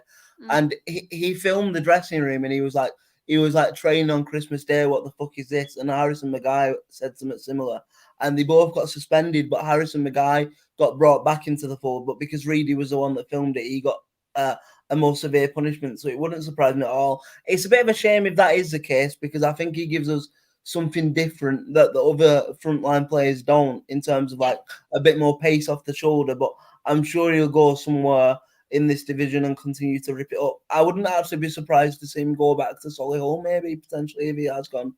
Yeah, good shout. But yeah, it's not. I mean, when you've got a forward line that's got Joe Garner and James Norwood, losing Alex Reid isn't the biggest kick in the balls, is it? I guess. And just before you go as well, Aaron, if people do want to follow you and obviously keep up to date with everything you're doing as well, where can they find you on social media, and plug your podcast as well? Yeah, so obviously my Twitter is Aaron Diskin1, so yeah, it's one as in the number. And I just do a lot of this sort of stuff, but for a very similar company called Low League Look. I am the host of the National League podcast and the National League, the brand new National League preview show as well, with Lauren, the Stockport County fan. That's always fun. An Oldham and a Stockport County fan working together on a podcast. Always great fun. But yeah, I'm quite active on Twitter. You've probably seen a couple of my tweets, really, and probably not knowing it's me. I'm normally quite good at doing that. So now maybe you've got a face to my Twitter account. But it's been a real big pleasure coming on the show, and I really appreciate it. And I'm sure at some point I'll be back with my my face opinions, and I wish you guys nothing but the best, and carry on smashing it, yeah? Thank you so much for coming on as well. And if you do get an interview with Ian Everett, please send me the link, because I would love to watch that. That'll be absolute box office. Can we do a live? And please be very honest with it as well. Be as honest as you have been today. No, the thing is with me, I'm probably too honest, because I'll be honest with you. If I ever did get that opportunity, I'd respect him as a manager. But if he did pull me up on it, I'd be like, yeah, I'll be honest, I do think you're a bit of a wanker. If that interview happens, we will have to do a live watch along. I'm not going to start lying just because I'm interviewing someone. You know what I mean? That's not in my character. I can't do that. Honesty is the best policy. Yeah. And Thank you guys. Preparing for this scrap as well, Aaron. I don't want to scrap with you. Training montages. Don't worry. I'm a lover, not a fighter, anyway. Exactly, yeah. I'm expecting rock news. We're friends. We're friends when it all blows over, anyway. You know. Yeah, we are. But thank you so much, Aaron. I'll see you all soon. Yeah. Take care. See you later. Bye. Oh, bless him. We love Aaron. Even though he's an Oldham fan, we love Aaron. But just before we move on to the National League as well, Mr. Luke has put, I cannot do a usual match report for the Boreham Wood game since I was out for my brother's birthday. Oh, I hope you had a really good birthday and you all had a good time. But it's put Boreham Wood.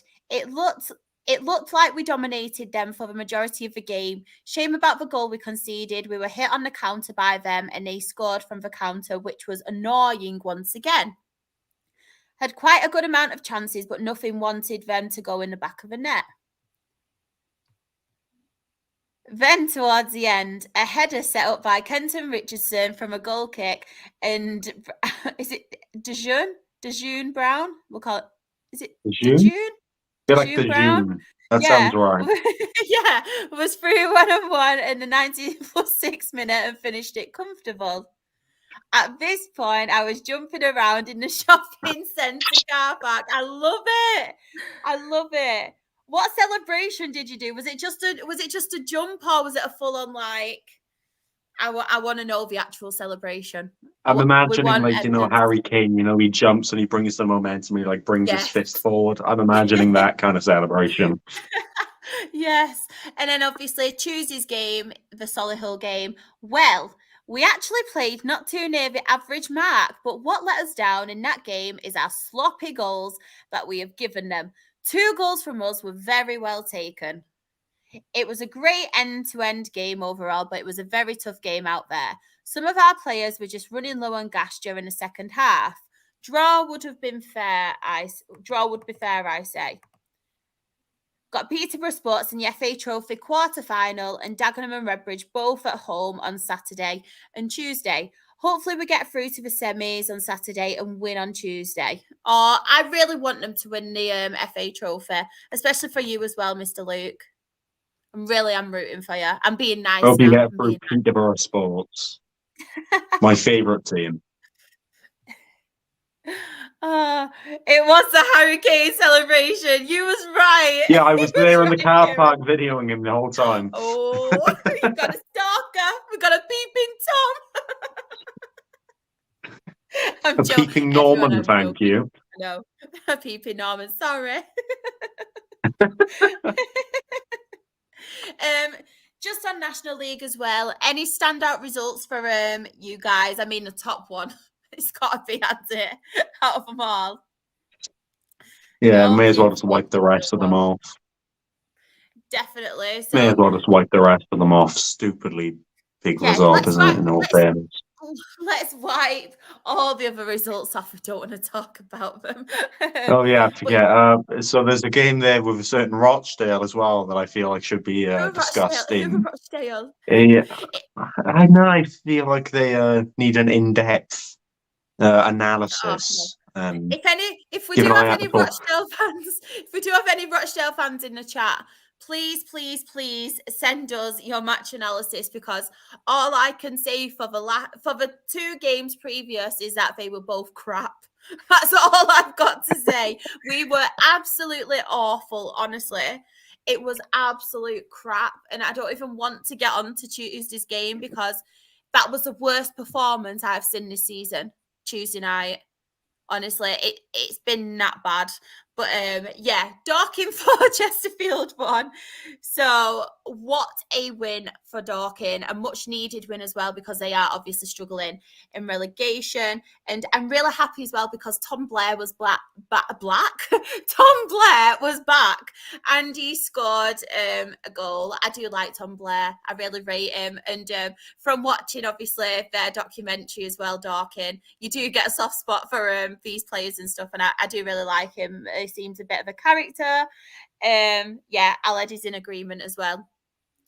Dorking, what a result. Chesterfield, I kind of think they've took the foot off at the minute, but I think they can afford to, can't they? It's not really one of them things like a massive bad thing, because I don't think they are under pressure at all. I think they will still win it.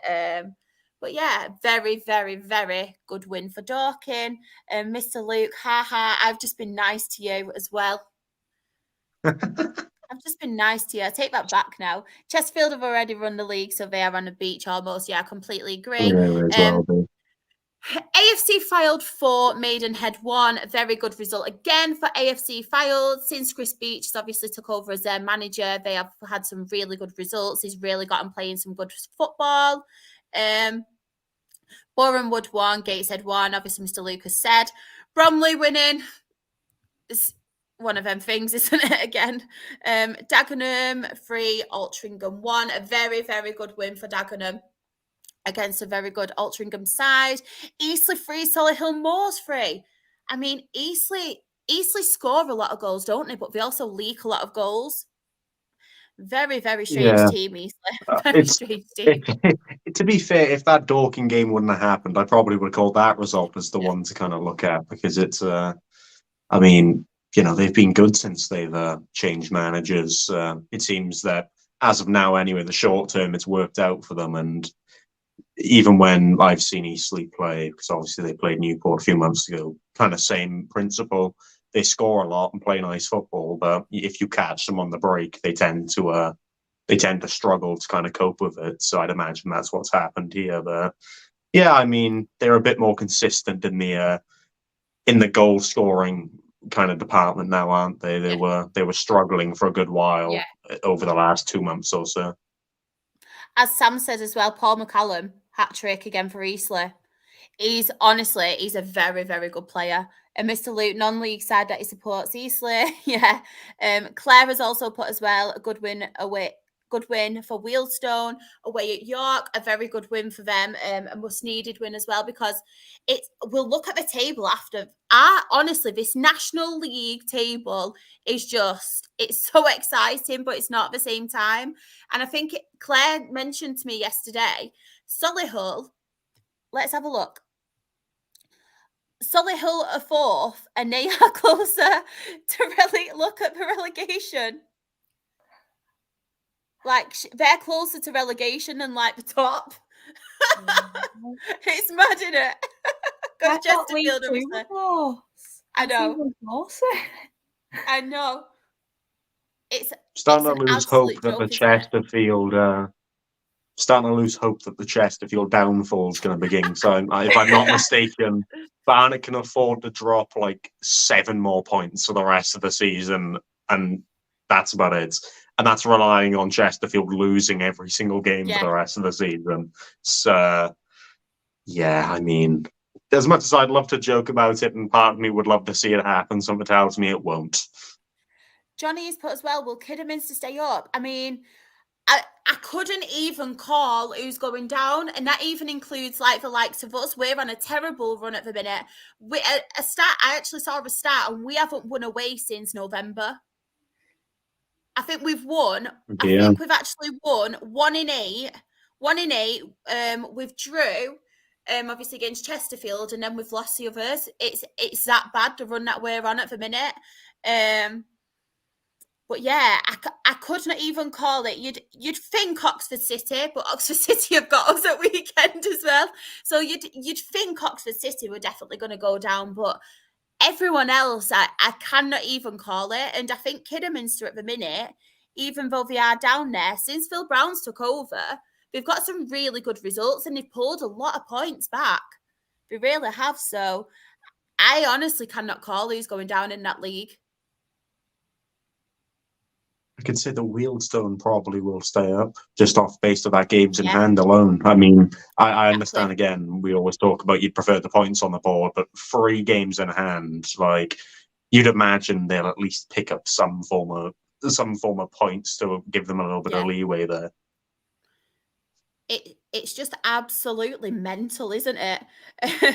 Just going back, we'll do Tuesday's games as well. Altrincham 2, Dorking 1. So obviously Dorking pulling off that really good result at home to Chesterfield, and then losing against Altrincham. But to be fair, Altrincham are a very good side. So it's one of them things, a very good side, and probably one of the best that I've seen this season.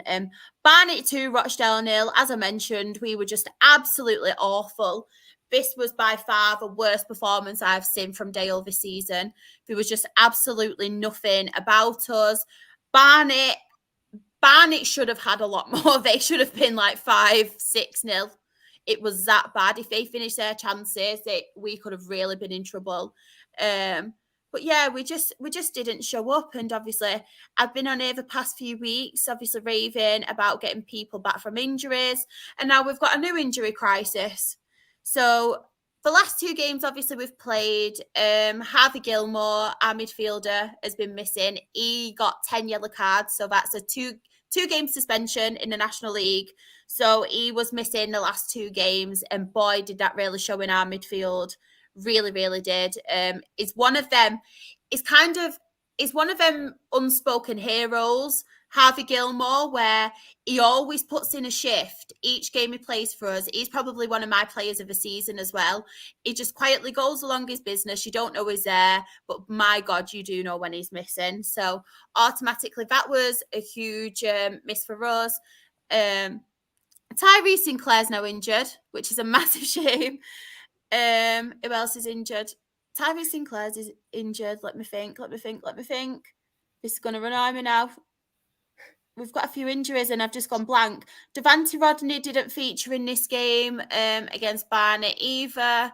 But promising the 2 Manchester United lads were on the bench. You know who we've got at the minute from this kind of, I don't know if it's like a scholarship. It's like a scheme that we do. So they come and train with our players, and they obviously get experience when they're not playing in their academy games. So they featured this game. I'm trying to think who else we've got injured, and it's bloody annoying me. We'd be here till next week if we did the Aki injury list. I know, honestly, ours is getting like that as well. Yeah, we'd be here until next week with Newport's as well. Yeah. Jimmy Never catch a Keohane. bloody break, do we, with injuries? Bloody hell. Jimmy Keohane is back from injury now. He has actually played the last 2 games. Adam Clayton is back. He is back. It's going to really annoy me now. My mind has just completely gone. But yeah, we didn't deserve anything from that game. We are our own worst enemies, to be honest. There's a lot of questions now being asked from Dale fans about Jim McNulty's style of play. Our mistakes from the goals have been playing out from the back and all that. They're messing up, and then we're just an absolute shambles. The style of football at the minute, it's just not going our way. We're losing games now. We just don't seem to really have a plan B, which is so frustrating. So there is a lot of fans obviously getting frustrated with Jim McNulty, which I do get that, but it's a hard one because then once you get a couple of wins, you're back up there, aren't you? So it's just mental, this league. Absolutely mental. There's part of me that questions if playing out the back is something that really suits just the National League team, because you need to have, that's what we keep saying, yeah. You need to have, communication on point for 90 minutes, which you wouldn't really expect that kind of level of consistency from a National League side. You need to obviously have the quality of range of passes and knowing when to push up and drop back and everything. And I mean, you look at the prime example of doing it, it's Man City, isn't it? They are the perfect example of playing out from the back and holding the ball. And I don't know, I don't think National League football and lower league football suits that. I think it more suits the lovely over-the-top long rugby ball type football and making players uncomfortable, which, yeah. Oh, God damn it. Speaking of uncomfortable, but no, I completely agree with you, Kevin. Oh, that's another that's what she said joke.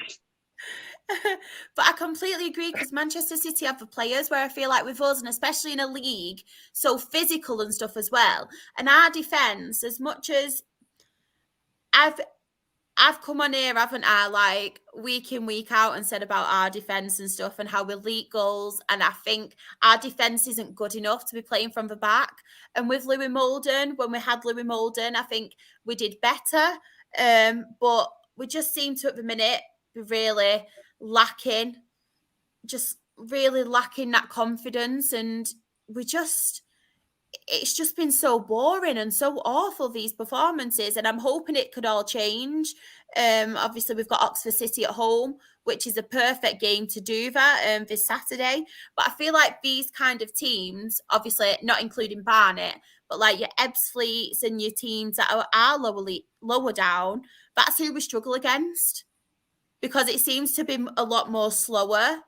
And then you kind of hit you on the counter and stuff. And I feel like that's where we do struggle. Whereas your Chesterfields, where we're getting the draws, and obviously, apart from this game when we've played Barnet and some of the teams higher up there, Aldershots and stuff, when we've played against them, we seem to have been up for it and gone for it a little bit more, whereas the ones at the bottom. So I'm just hoping they can prove me wrong.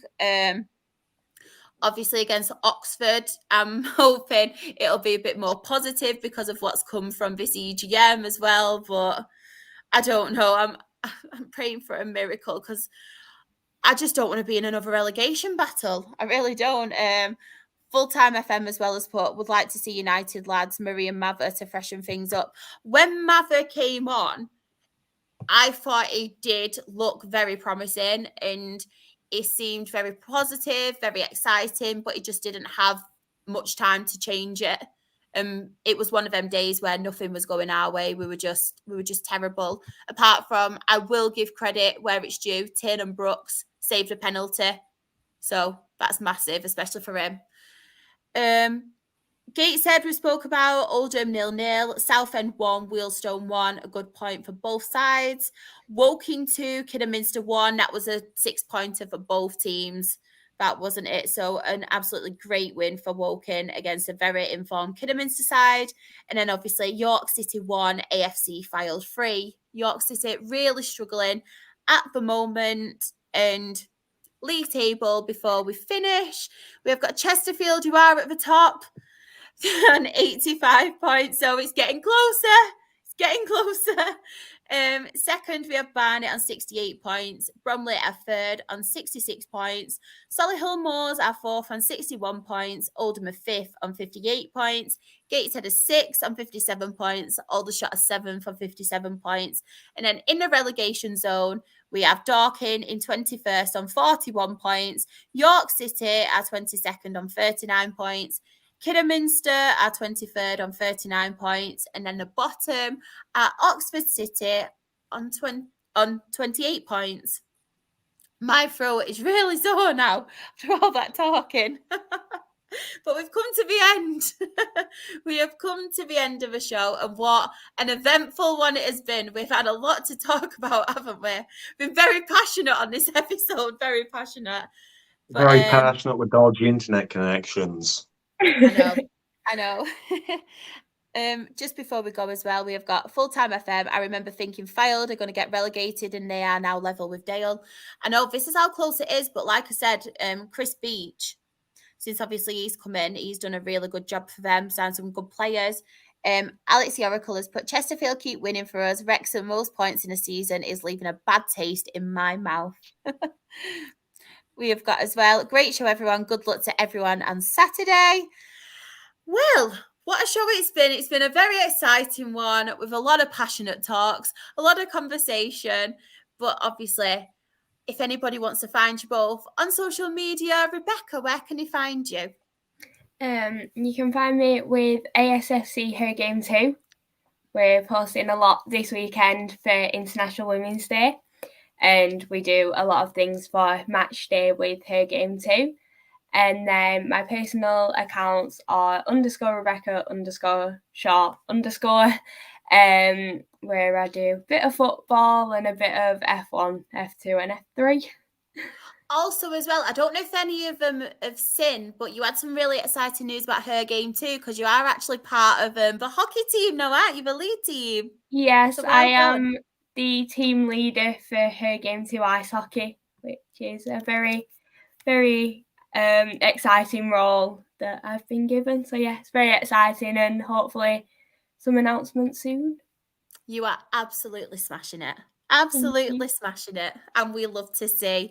Kieran, if anybody wants to find you, or Naughty Norman, where can they find you? I might make a second Twitter account for it, but first of all, I didn't know that there was more than F1. I didn't know there was F2 and F3, so that's interesting in itself. But I'm going to point to the right. Well, saying that, I don't really need to.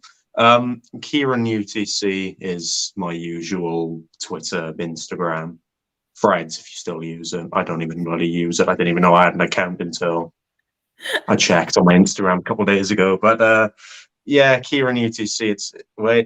It's there. There we go. I pointed at it correctly this time. I love it. If anybody wants to find me as well, I am SharXRAFC, and that is on Twitter, it's on Instagram, on TikTok. My Her Game 2 stuff is Rochdale HGT. I just want to thank everyone as well for your support about Rochdale. I'm hoping there'll be a lot more exciting news and good things to come. But of course, we have the most important. We have the Absolute Football Podcast socials. So on Twitter, we are Absolute Ball Pod. On YouTube and Twitch, we are Absolute Football Podcast. On TikTok, we are Absolute Football Pod. On Instagram, and Threads as well, if anybody does use it, we are Absolute Football Podcast _ On Facebook, we have the Absolute Football Podcast. On a Monday, we have our Premier League and European show. On Wednesdays is our WSL and Women's Championships show, where you can find more Rebecca.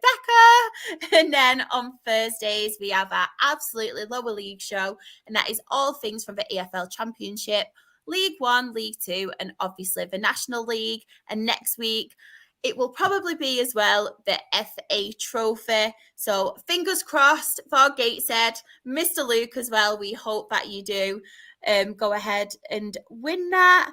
But yeah, thank you so much to everybody in the chat as well for your continued support. All the chat. We really do hope that your teams win as well, and have a lovely weekend. Thank you so much, everyone, and Bye.